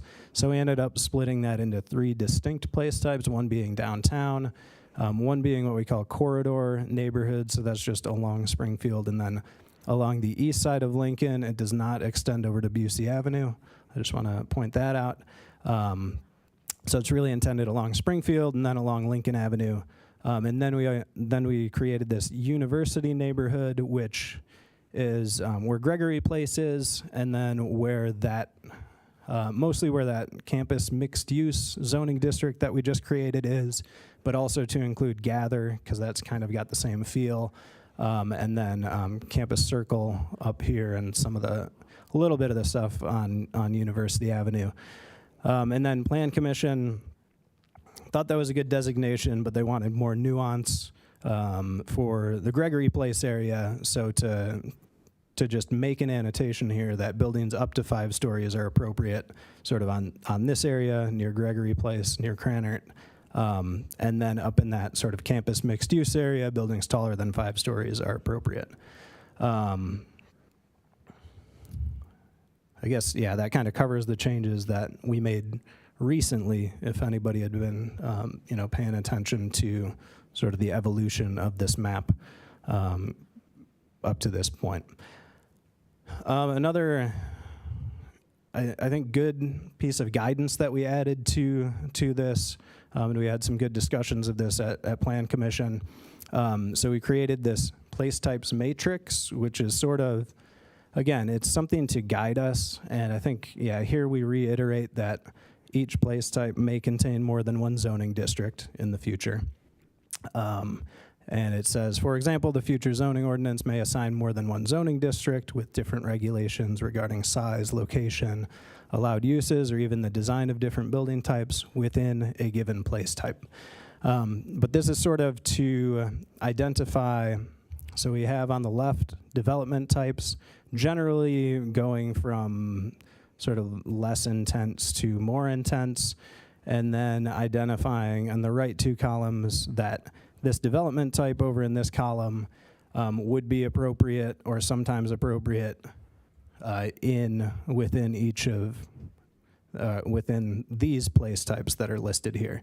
So you see single homes, makes sense to put those in neighborhood 1, 2, rural residential, agricultural. If you want to see more beautiful pictures, you can click on them and then it'll pop it up. And so you've got some nice images. It took us a while to land on these types of images, but I think they're pretty cool. And this matrix changed quite a bit. When it first came out, we had different columns, and every type was across the top, and then you had these long columns, hard to read, hard to kind of navigate. And so through recommendations from the Plan Commission study sessions, it's evolved into what you see. And then the pictures aren't necessarily depictive of exactly what is here now. We didn't want to say, oh yeah, I recognize that building, it's in such and such part of Urbana, but they are here, but it's really to give you what we'd like to see or what we're proposing in those areas. Although you'll probably recognize some of these buildings if you walk around. And most of these buildings we did take from Urbana where we could find them. I think all but maybe 2 of the buildings on here. Let me see. I've got another accessory dwelling unit. This one did not come from Urbana. These triplexes did not come from Urbana. This cottage court is not from Urbana because we only have one, Buena Vista Court. But people seem to love Buena Vista Court, so we wanted to make sure that we added that and said, hey, maybe this should be appropriate sometimes. And this colorization technique, the sketching, that was actually recommended by one of our plan commissioners who helped do some of the drawings, so. Yeah, so I think that's mostly what I wanted to cover. We do have sort of metrics to track the little moves and things, as we mentioned. So there's a section on tracking progress. I'm not going to get into that too much, but every one of the little moves has an associated metrics with it. And then if you're looking at this online, there are certain things that we defined. So in the appendix, there are definitions. So if you're wondering what a cottage court is, because that's what Buena Vista Court is called, you can just find that out. But also, if you're looking at it online, if you see cottage court or any of these things somewhere in the plan, you can just kind of hover over it and it'll show you a definition. So that's one of the benefits of having the plan hosted online. And I do know that there are some quirks with sort of printing out the plan or exporting it as a PDF. Some versions create or don't create page numbers. We're gonna work with. We're working to sort out those issues. The software vendor's really good at being responsive, so we're gonna try and work out all those kinks. Yeah. So I think the next thing we'd like to do is, as we mentioned, we were revising the plan throughout this whole process this fall with the 11 study sessions and then the 4 public hearings. So we were revising it every week, but recently we've gotten some different questions that we thought we'd address this evening, just in a little more in depth. So. Yeah. So we've got sort of this list that that we were hearing things. Sorry, I didn't pay attention to what Andrea was just saying. So if you just said exactly what I just said, sorry about that. So we just wanted to kind of address these things. I think we've kind of talked about them a little bit, but the first one, Imagine Urbana is not going to change any zoning districts. It does give policy direction on how we might want to change zoning in the future. So with the place types matrix, with talking about incremental development, with other parts of the plan, we can use this plan as a guide to help us make changes in the future. The intent is that those changes would be things we'd want to see, and it would make our neighborhoods better.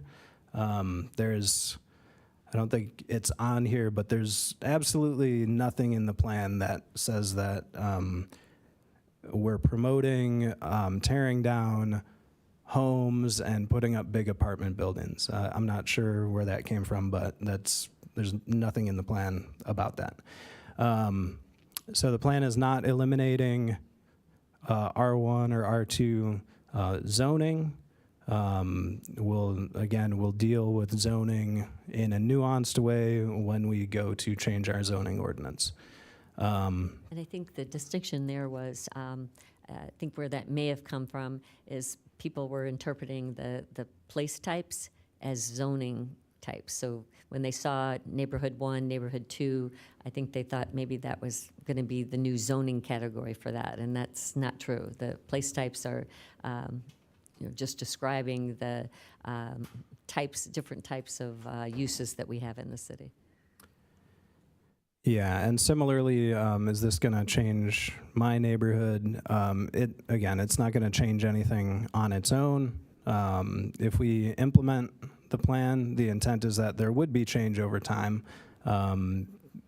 Change is, the one constant thing in life. If you try and prevent change, you often just let things stagnate. So you've got to, the idea is to allow small changes to take place over time, but nothing dramatic and nothing, nothing dramatic that's going to really change the neighborhood. And I think kind of tying into that, we didn't list it here, but the mention of accessory dwelling units had come up, and I know, Kevin, you had mentioned what had happened in Champaign. They passed something. Yeah. So, well, I guess that's sort of just kind of a broader issue, is that when, so the plan itself isn't going to change anything. When changes are made to the zoning ordinance, that doesn't actually change anything either. It just changes the rules and allows for things to happen. But like over in Champaign, I think they now allow accessory dwelling units throughout the city. They've had none built in the whole city since they made those changes a few years ago. So change does happen. It can happen when you make changes to ordinances and rules, but it doesn't force them to happen, and it often doesn't force them to happen very quickly.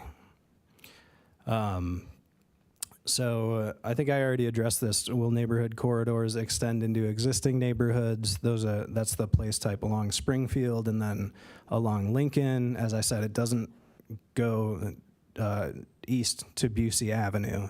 So the intent is that that corridor is along Lincoln Avenue. Like properties fronting Lincoln Avenue. Yeah. I think we heard maybe today some discussion about Imagine Urbana, delaying Imagine Urbana until we do a housing study or until some future time. I think we're pretty proud of the plan. We think it provides a really good vision going forward. I don't see any reason to delay it till some unspecified time in the future. It is a policy document. I'm excited to take the policy document and use it to implement the plan. We've been working on it a while. We've gotten lots of feedback. We've been responsive to that feedback. I want to start using the plan. And then finally, why is Imagine Urbana so vague? I think one of our plan commissioners said this at the first meeting, because at that time I think it was more vague. So we've kind of thickened it up over time. We've fleshed out some of the ideas that we've had in there.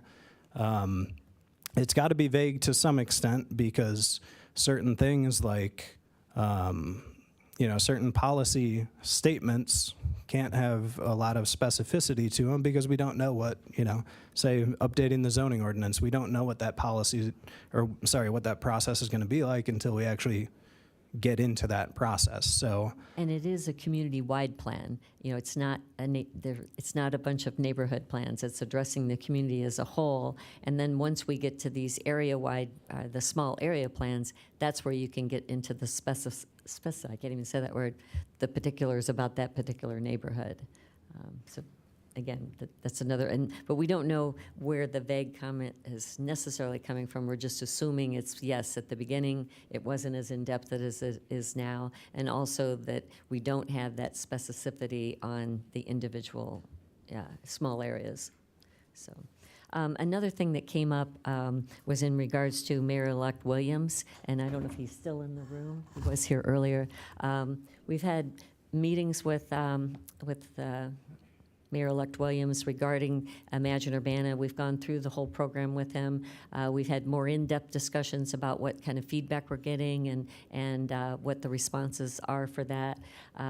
So I won't speak for him, but we've already talked about having this joint announcement with Mayor Merlin and him. Right now, the plan just has Mayor Merlin because we anticipated when that was written that we'd have the plan approved before the next mayor. That's not happening, and so we're going to have a joint announcement or joint message and I'm already working or will be working with Mayor-elect Williams on that as well. So he's very aware of the plan and we've answered questions that he has, and so we'll be doing that message here. That's the next priority, is to work on that. So I will not let you all get away without a recommendation here. The Plan Commission made a recommendation on April 10th to they unanimously recommended approval of Imagine Urbana as the city's next comprehensive plan. We concur with their recommendation, and we can take questions at this point. Any questions? Mary Alice. Hey, thank you for going all over that again. I know it's been a long process, and we've had a lot of input. I think there's been a lot of questions in my neighborhood, and I think I can dial it down to big move number one. So if you look at big move number one, if you wouldn't mind going back to it real quickly. I can zoom in too. Yeah, so residents said Urbana needs more housing of all types at all price points. So what we've heard time and time again is the lack of affordability, which this references in terms of not only apartments, but purchasing houses and mortgages and so forth. And I don't think you'll hear anyone say that that's not the current state of the nation, rather, but even in Urbana. But we've been hearing a lot about student housing that's, or high-end housing, I guess I'm going to call it, because it's not just students who live in the high-end housing. Kind of the glut that we have in the market, the vacancy rate that we have. So I was hoping you could talk a little bit about why we're calling it all types of housing here instead of, because there is a lot of emphasis on affordable housing. So if you could speak to that. I don't know. I don't know if we would. Will, do you want to address that further? I mean, we can address it here, but if you have some of the data that you've pulled together. Yeah. It's my stuff. Yeah. Well, so this was something that came out of the feedback we had up to the point that, up to whatever point it was where we were writing this, and we did hear from people that we just need more housing and it needs to be all types. So I don't know how much more I can say than that. Well, there'd been a lot of talk about affordable housing, and everybody agrees with that. But until we do the housing study, we really don't know what type. So maybe this is not the exact way to say it, but we don't want to just study affordable housing. We want to study all housing in general and to find out where those needs are. So we may find that, no, we don't need any more high-end housing, as you said, but the study's going to give us that. So I think in order to reflect that, I think we need to remove all types. And here's why. I've seen several times when we'll have different people who want to build something new or renovate something that needs to come to city council. The first thing that happens in the staff reports is, how does this meet the comprehensive plan? Right, and so it usually lists out, okay, it meets this point here, and we fill this. And so I think that if we are uncertain about what type of housing we need, I don't think that we can adequately say that it's all types, because then what will happen is people will come in and say, we meet the big move number one because this is all types. Does that make sense? Yeah, I think so. And I think, again, the study is going to tell us that. So the big move or the little move that's associated with that does that. I agree with you. I don't know that we need to state that here because we don't know that answer. Right, I think you're on point. Okay. And that it really goes to my second ask, which I know is going to be hard. But there's been talk about this being the vision in terms of how we see the city moving forward for the next couple of decades. And one of the additional big moves was redoing the zoning ordinance. And of course, that makes people nervous, right? What does that mean? What does that mean for me? It would be great if it would be possible to have an example of something that in our zoning ordinance would not be in alignment with this comp plan. That would need to be revisited. I think having some examples would give us a little more insight in terms of how that would be envisioned and worked on by the city. And I'll hold my questions and comments and let my fellow city council members ask questions. Hold on, Darcy. Yeah, I just want to state that we do not currently have a motion on the floor, so we can ask questions, but we probably should refrain from back and forth discussion or directions just to keep it clean. Can I make a motion? You absolutely can if it's okay with the chair. Well, let them finish asking, and then we can move on to discussion after that. Jaya, was it Jaya? Chandra. Okay, I'm trying to go back and forth here. Go ahead. There was mention of public input going away in this new plan. Can you touch on that? And why people would think that, I guess? Yeah, so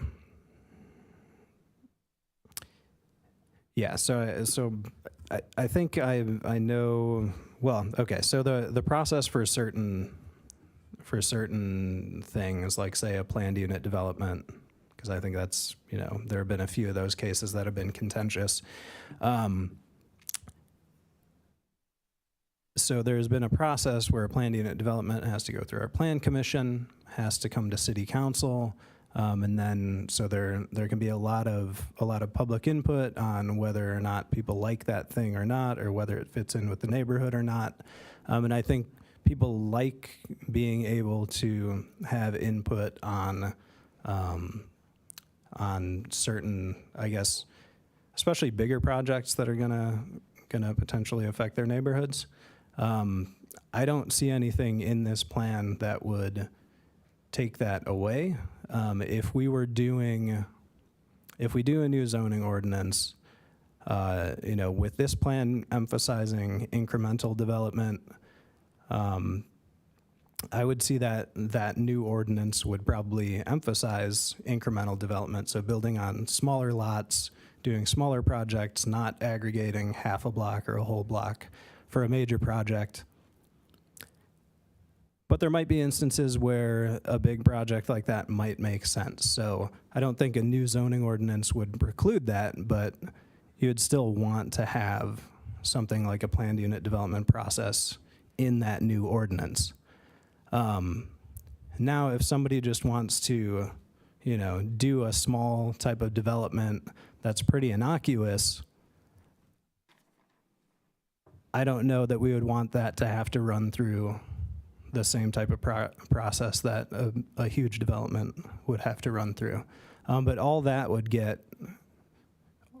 need to get sorted out in a new zoning ordinance. But there's, I don't see anything in this plan that's saying we just want to allow any type of development anywhere, whatever the commenter said earlier, any development anywhere all at once. Like, there's nothing, I don't see that when I read this plan. And that's not the intent of the plan. James? Thank you. I have a question about something I heard you say earlier. I think you said in 2005 we had a new plan and there were a lot of changes in the first year, and then there wasn't a lot of changes after that. I don't think anybody sitting at this table, Diane, I don't even think in 2005 you were on city council at that point. What drove all those changes in that first year? Was it the plan saw the light of day and everybody looked at it and there was a lot of pushback, and so it was tweaked over that first year to get to a place where people were more comfortable with it? I am not, it's been a while since I've actually looked at that. So that first year, and I may have misspoke because it may not have been a lot of changes that we did, but that was in 2006, that was the only time we did a sort of comprehensive. We did an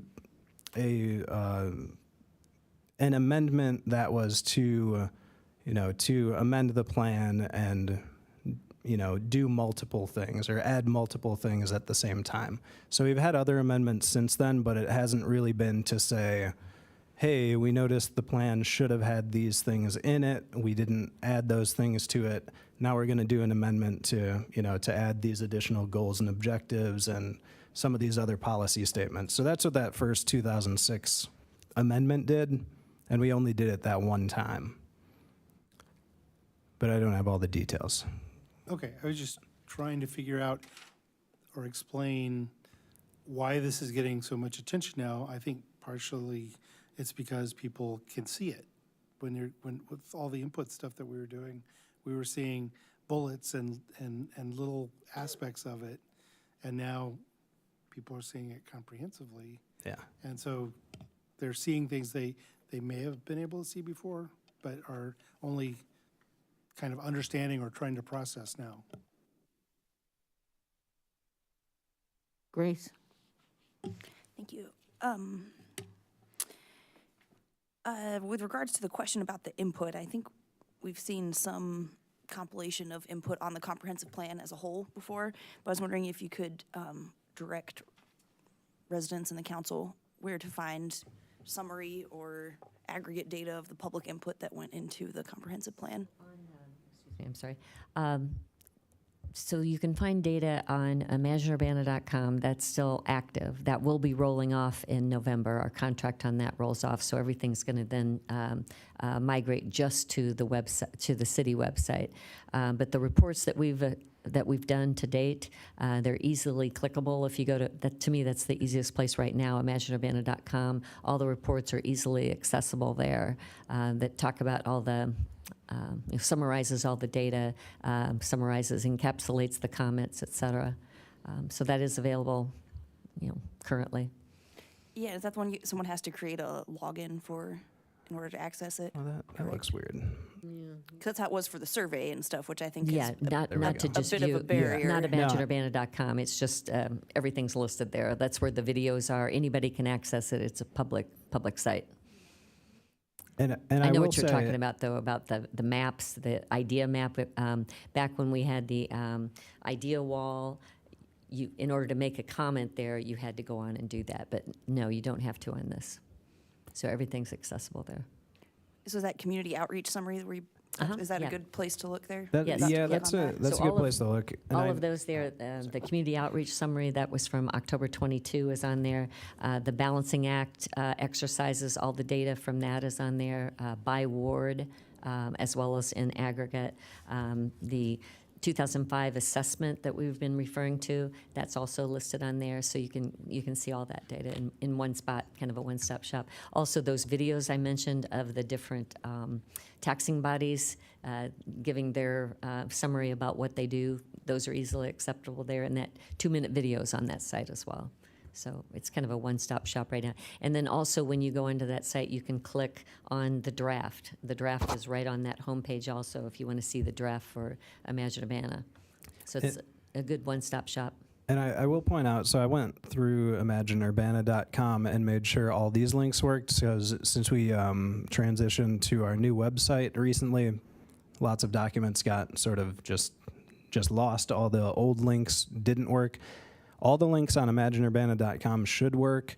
I think we've gotten some feedback that maybe there might be links in the plan itself that do not work, so I'm going to go and make sure that those aren't just broken links. Yeah, the migration to the new city website did cause us some issues, but we thought most of those had been addressed, but we'll go back and double check those. But this site, like I said, it's imagineurbana.com. Everything's accessible right there. You can just click on them and see them. Thank you. And then my other question was, is there any practical kind of concrete issue with delaying approval of this by a matter of weeks or so? Excuse me, tell me again what you're asking. I don't see any. Yeah. Any practical issue? I know people are ready to move along. You've been working on this for years. You want to get it passed. You want to move on to the zoning. You want to do it while we're transitioning mayors. But is there any actual practical issue with a delay to give people more time? It seems like Kevin's saying no. No, I mean, this is a 20-year plan. I mean, a couple of weeks is no big issue. Yeah. Thank you. And people still have the opportunity to give us feedback now. I mean, we're still receiving things, and we'll always consider any recommendations that come from the public. Mary Alice? I have I have some questions before a motion. So in the neighborhood type 1, I noticed that it says home-based businesses can be anywhere. And I'm wondering, what is the process now? Can home-based businesses be anywhere? Yes. They can. I mean, yeah, but we have rules for them. So we have different tiers, and you may, I can't remember when we actually changed them, but we updated our rules several years ago, probably more like 5 or 6 years ago. But anyway, sorry, that's a digression. Yes, so we allow we call them home occupations. We allow them anywhere. Anywhere a person lives, you can have them. We do have rules though, so like you can't do auto repair in your driveway. You know, you can't be swapping out engines and things like that. So we have rules. We have specific rules for firearms sales. Those have to go through a process. So there's other laws, ordinances that cover what you can and cannot do in a home business without different approvals. Yes. Is that correct? Yeah, but Okay. yeah. And then it also says the building form, I'm looking at neighborhood 1 and 2 actually. Both building forms are 2- and 3-story buildings are common. Is that, why did we go to 3 stories in neighborhood 1? because it's common there now. 3 stories is common in neighborhood 1. Yeah. Okay. I don't know. I was driving here and I was counting the stories as I was coming through, and it was pretty much 2 and 1. There's a couple of 3. But it was more rare to have 3 stories. It just gives the idea that a neighborhood 1 has a big presence, right? To say that it's 2 to 3 stories. So that kind of caught my eye. I mean, if I look at east of Fairlawn, all those are single-story houses, right? And that's a neighborhood 1. So Yeah. I think that potentially changing that a little bit would help. And then I was wondering if you could talk, and this is purely selfish reasons. Andrew, I heard you talk about it, but the neighborhood corridor, and we were talking about the block face of East Lincoln. I mean, I literally was looking on the map because I'm in the 800 block to see, and it was like this pink shade, and I'm like, am I in or am I out of that? Because I'm not on the block face of Lincoln. So can you just clarify exactly what that means for the neighborhood connection? I think in the I think in the diagram, you're right, there's no like distinctive line. It shows up as red. Let us bring it up and we can show you a little better. The and monitors blow are it off. up. I was going to ask we someone actually about the monitor. Can't see. I think you possibly bumped one of the cords that connects it to like project because they went Oh, dead down at the here, same maybe? time. Okay. Yeah. Those, Because they also plug in under the table too. So if any of them are loose or unplugged.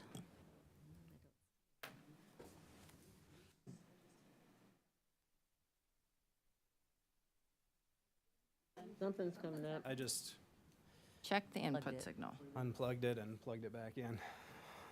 How's that?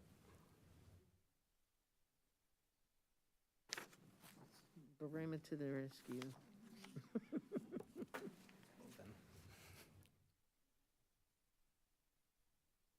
Connection.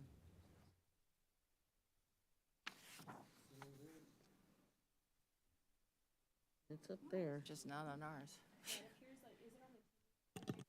It's on It's on this one. Is it on your monitors? No. Okay, it's on your phone, it said.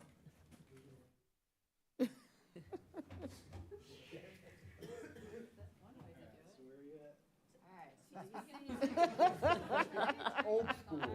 Okay, old school. So the orange here, is this all the block face for that corridor, or does it include the properties in? On It this one, include, Yeah, so it doesn't include all the way to Busey. So anything Right. that fronts on Busey, I know. it doesn't include. Somebody's alarm. But there's properties here. I mean, it just speaks a little bit to the push of commercialism into the West Urbana area. So I think it would be, if council is agreeable, I think making that corridor the block face, I think would be better. Okay. I'm sorry, my point of order, I didn't catch that, and I don't know if your mic was on, if everybody caught that discussion piece. So on Lincoln, on the east side of Lincoln, is it south of Green, Kevin? Is that right? I think it's south of Green. There's, For this place types map, we're, like we started with what's on the existing map. So I want to just see if it sort of matches the same. It's been a while since I've compared the two. oh yeah, I've seen it. So that's the Lincoln Busey corridor, and every parcel is indicated in terms of what it is, and it does not go into any of the 800 beyond that block face. Okay.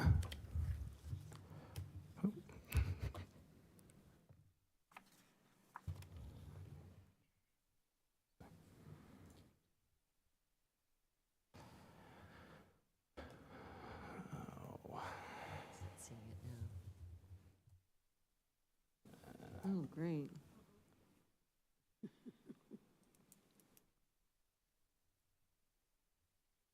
Oops.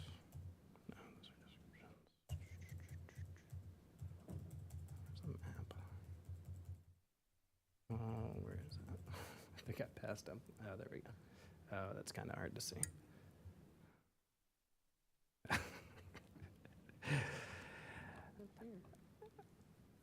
So I guess you all over there can't see, but yeah, I mean, the existing one is, it's blobby. So it looks like some of them probably do, but I can take a look at that I can do a comparison. And I know if we turned this around, we'd screw up even more. Side by probably. side comparison, or? I mean, I can show sort of a comparison between 2005 and the current plan. I think that would be beneficial if you could do that. Just looking at the current plan, I mean, it goes in and out all the way down. Yeah, because I think there might be like a couple of existing. It's like a carve out right there. Yeah. It like blows up there. Okay, I'll put that together. I don't know if there's other questions, but I could make a motion. Are there any other questions before we make a motion? Okay, Mary Alice, you chomping at the bit. I would like to make a motion to keep in committee ordinance number 2025-04013, an ordinance approving a comprehensive plan, Imagine Urbana Plan Case number 2502 CP25. Second. Okay, I'm gonna give that to Chris. All right, so we're Speed of keeping sound. it in committee? That's the Okay. motion, yeah. Okay. And in committee. Can I say all in favor, or do I have to? I would call for discussion Okay, before, I'm just sorry, in and then case. can I say all in favor? Okay, discussion on this now. Jaya? Thank you. Yeah, I appreciate all the work that has gone into this, but I also appreciate a little bit of time to get clarification on the remaining questions. I also think it might be helpful, some of the answers that you guys gave to those questions, right, that we've been hearing so much, if we could have those in writing somewhere, partially so if we have constituents who are reaching out to us, we can have kind of a Q&A, right, commonly asked questions and response that we can provide to folks. Because I think a lot of what we're hearing is, again, confusion, right, of, what does this mean, rather than seeing that this is an overarching vision that still needs the implementation and policies, like, ordinances, not, we're using these terms kind of interchangeably even. Be glad to put ordinance that together, for sure. behind The it. FAQ. Yeah, like an FAQ, because I think that there are some misperceptions on what this means. And I will say I'm really excited about a lot of these things. I know I've had constituents asking about auxiliary dwelling units. See, Andrea, it's not just you can't speak tonight.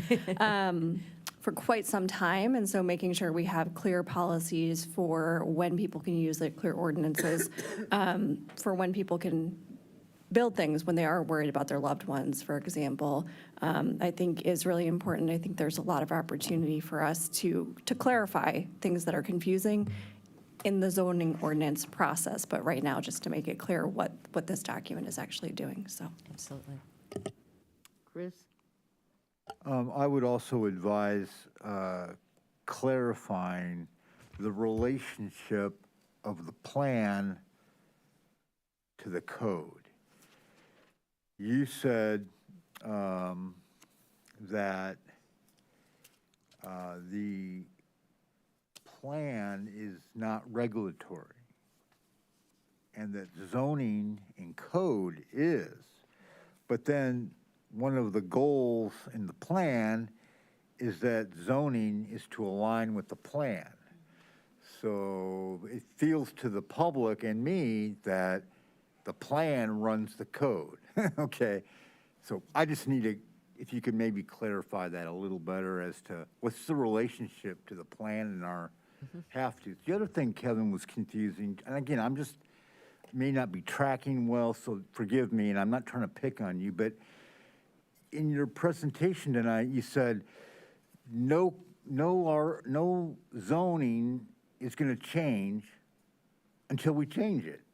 So, like, is it going to change or not? So, I mean, you know what I'm saying? So it's just a little confusing, and again, just tighten it up a little. And again, it maybe just in the mistakes of making a presentation and everything. But there's a few, the main thing is to identify and define what the relationship of the plan is to our code, so.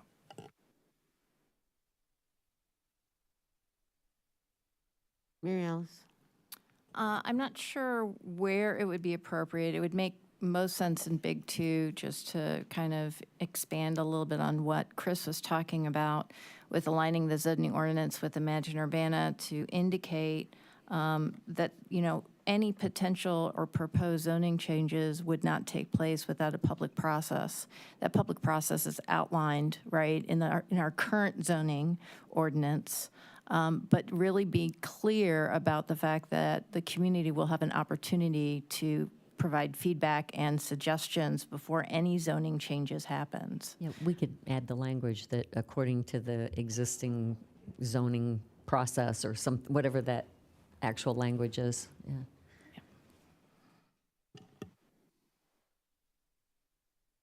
Anybody? Okay, Mary Alice, could you take did you, Grace? Sorry, I just wanted to add in, I echo some of those recommendations. We'll look forward to some more information. Also look forward to hearing from people. I think those that have given their input and come out and watch the discussion tonight, and eager to see if you have any additional thoughts after what you've heard tonight.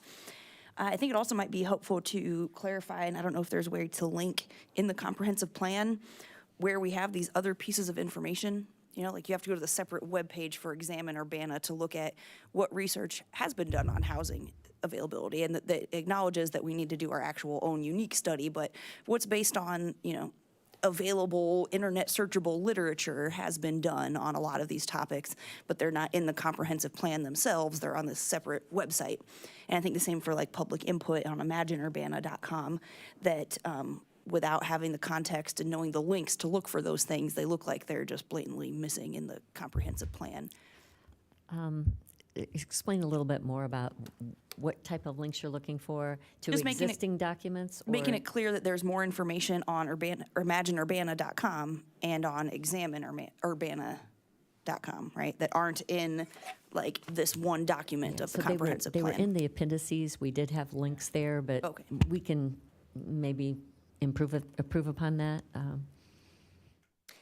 Yeah, I don't know, or maybe when it comes up in a section, just some food for thought, and also just for the public to know that there is more information that's not in this one document, so making sure that people are aware of that. Especially Examine Urbana is such a comprehensive document that we definitely want people to associate it with the plan, because it is part of the plan. So yeah, if we can put, maybe we can have automatic links when I know we hover on the definition, but maybe there's other ways that we could, throughout the document, you could click on something and find Examine Urbana or some of those other documents. Thank you. Yeah, could you take the chair for me? I will take the chair. The chair recognizes Sharice. Questions that I have are basically, and some of it's clarification, some of it's going to be kind of pointed.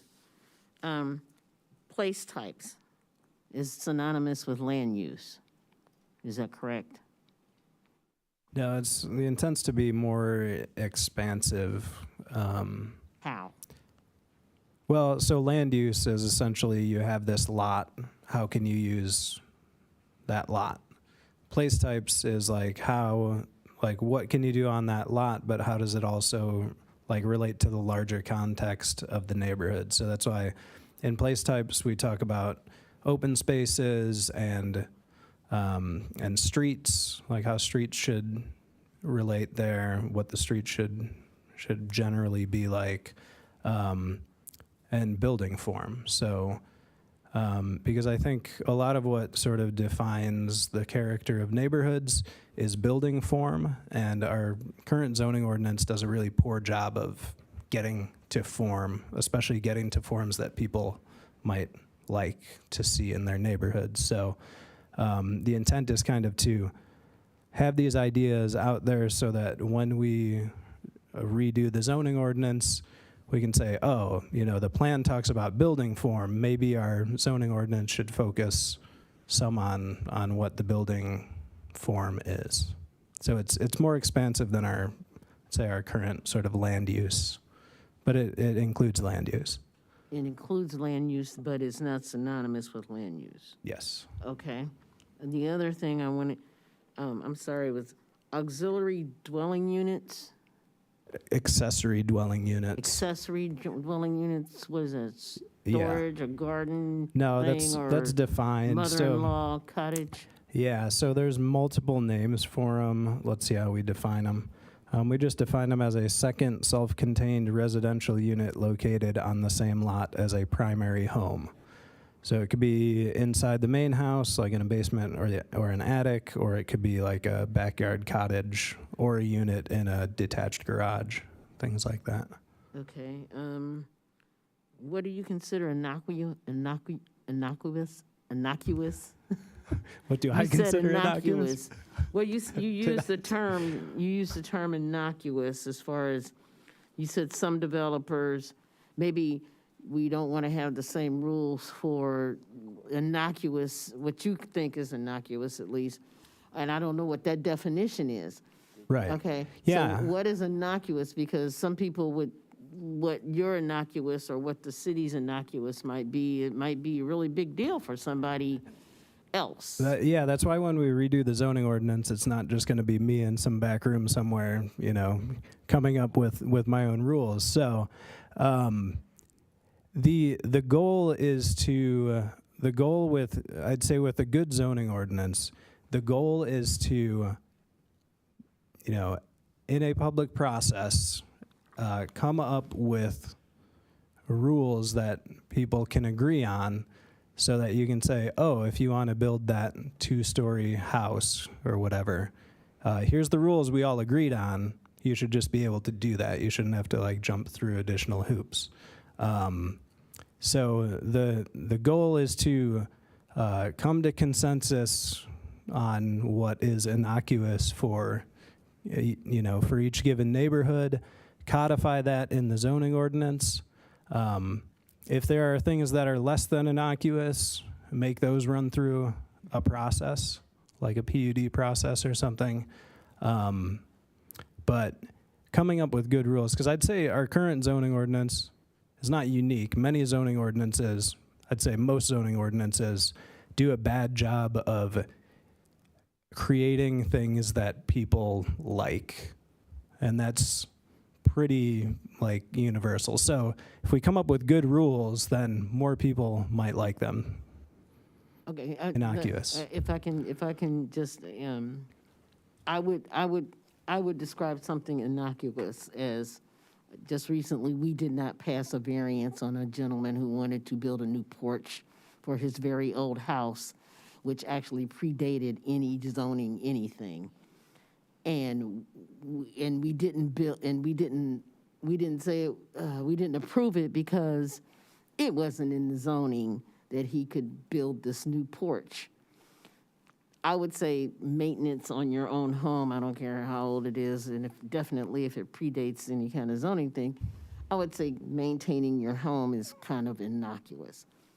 I would say that something that's not innocuous would be something that a developer wants to build and put in your neighborhood or in your area, and regardless of public input, continues to, is capable and is able to do that regardless of what your neighborhood would want. That is not innocuous. I went from one extreme to the other. I realize that. But at the same time, when you're talking about having some kind of a consensus, I kind of get what the people are talking about, because if it's changing your neighborhood, then that in and of itself is not, of course, going to be what one would say is beneficial. And so when you say, well, imagine Urbana changed my neighborhood, well, might be the more proper answer than no, which is kind of what you said. But if we're going to align zoning, I would think with and on some level with this plan as well, then that might happen. And it may be innocuous, or it might be a huge deal. And that would depend on the people that are going to be most affected. That's why I just wanted to get some clarification regarding certain things. And I think that's it. Would you like the chair back? Yes, please. That's all yours. Mayor Merlin. No, you haven't said anything yet. I just wanted to say thank you for all the input we've received. And this is complicated and hard because this is one of the biggest things that we as a community will do. We don't do this every year, so a comprehensive plan has to be something that works for everyone. The reason it's very challenging is that a comp plan has to fit the entire city. That's the reason that it has to be flexible and maybe too vague for the purposes of outlining exactly what's going to happen on each parcel in a neighborhood. And this was driven home to me this week very clearly in the last couple of weeks. We have a neighborhood like West Urbana where people have always fought hard to protect and preserve the quality and the characteristics and the character of the neighborhood. And I lived there for 27 years. We raised our kids there. I know exactly what you're talking about. And you want the comp plan, and we want the comp plan to do that, and the zoning ordinance to back it up and to align with it. And that's exactly how it should work. We're also dealing in the last couple of weeks with another neighborhood, the Silver Water neighborhood, where we have just declared 3 of 6 buildings unfit for occupancy that are owned by a single slumlord in New York, and he's not the only one operating out there. And the comp plan and the zoning ordinance has to work for the people who live in that neighborhood as well. And in that case, they don't want the comp plan to protect and preserve what's there now.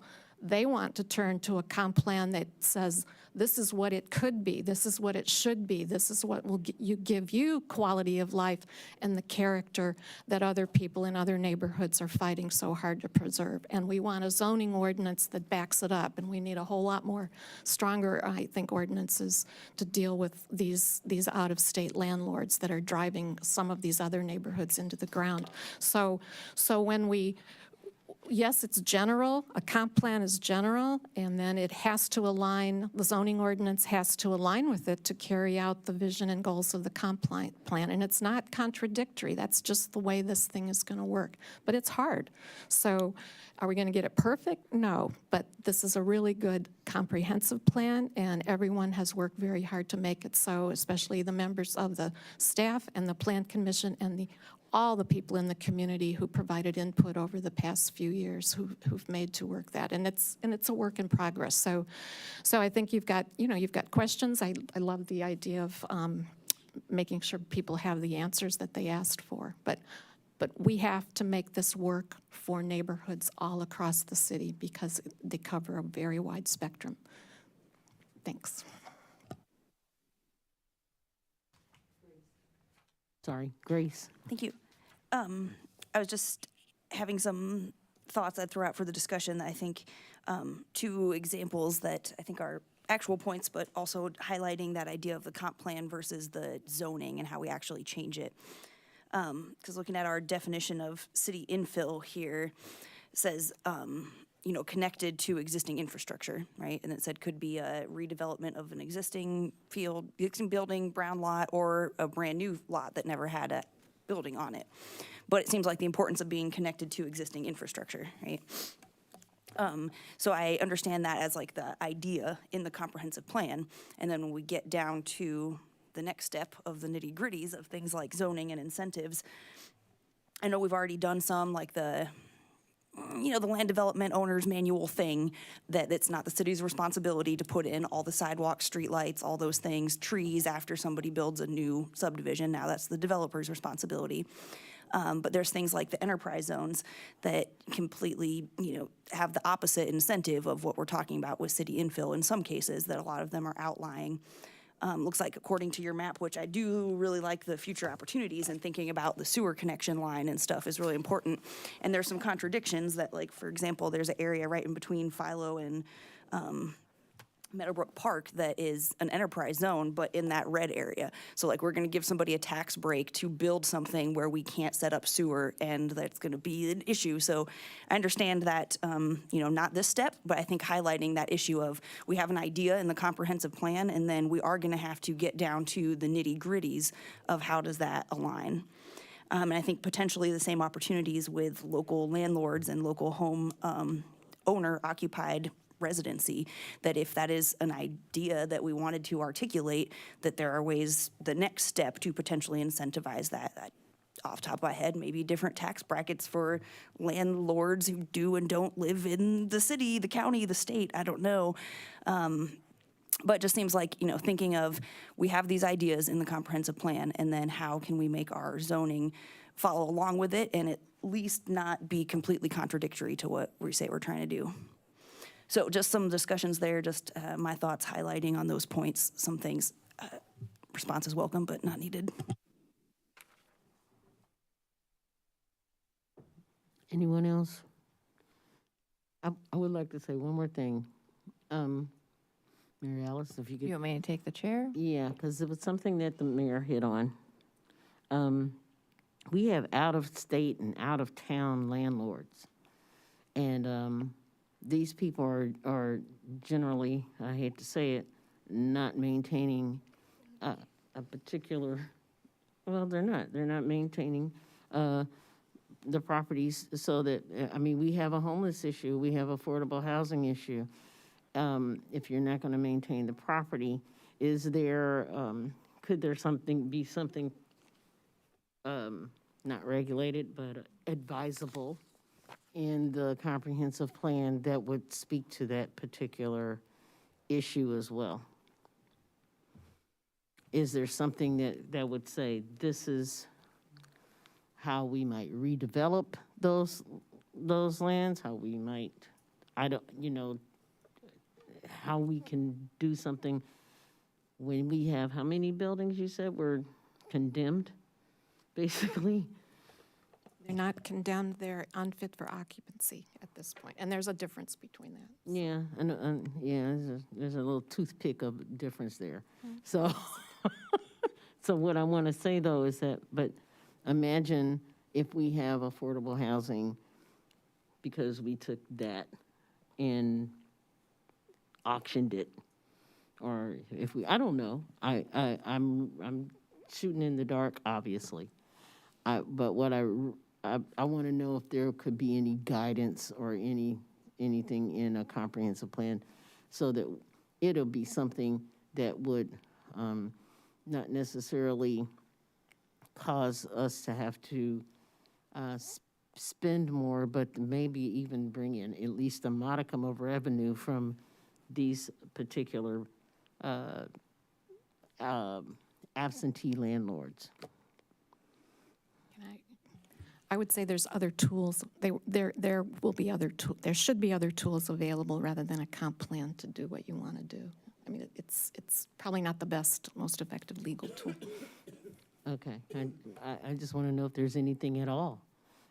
It would just be, that's all, But if there was something that I said is advisory, it says that this document is advisory. So, advisory regarding those particular problems or that particular issue.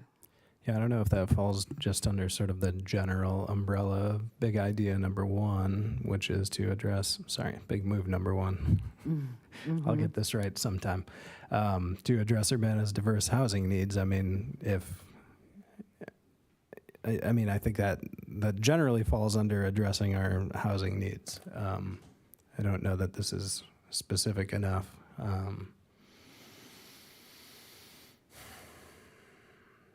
So yeah, I don't know. Okay, well, it's something for you to think about too before we, as we discuss this issue. Okay, thank you, Mary Alice. All right, I relinquish the chair back to Sharice. Any more questions for discussion? Okay, then I suggest that we take a vote. And we're going to keep this in committee. So, all in favor? Aye. Any opposed? And so that passes. We will be keeping this in committee for another lively discussion. All right, next is council input and communications. Do we have any tonight?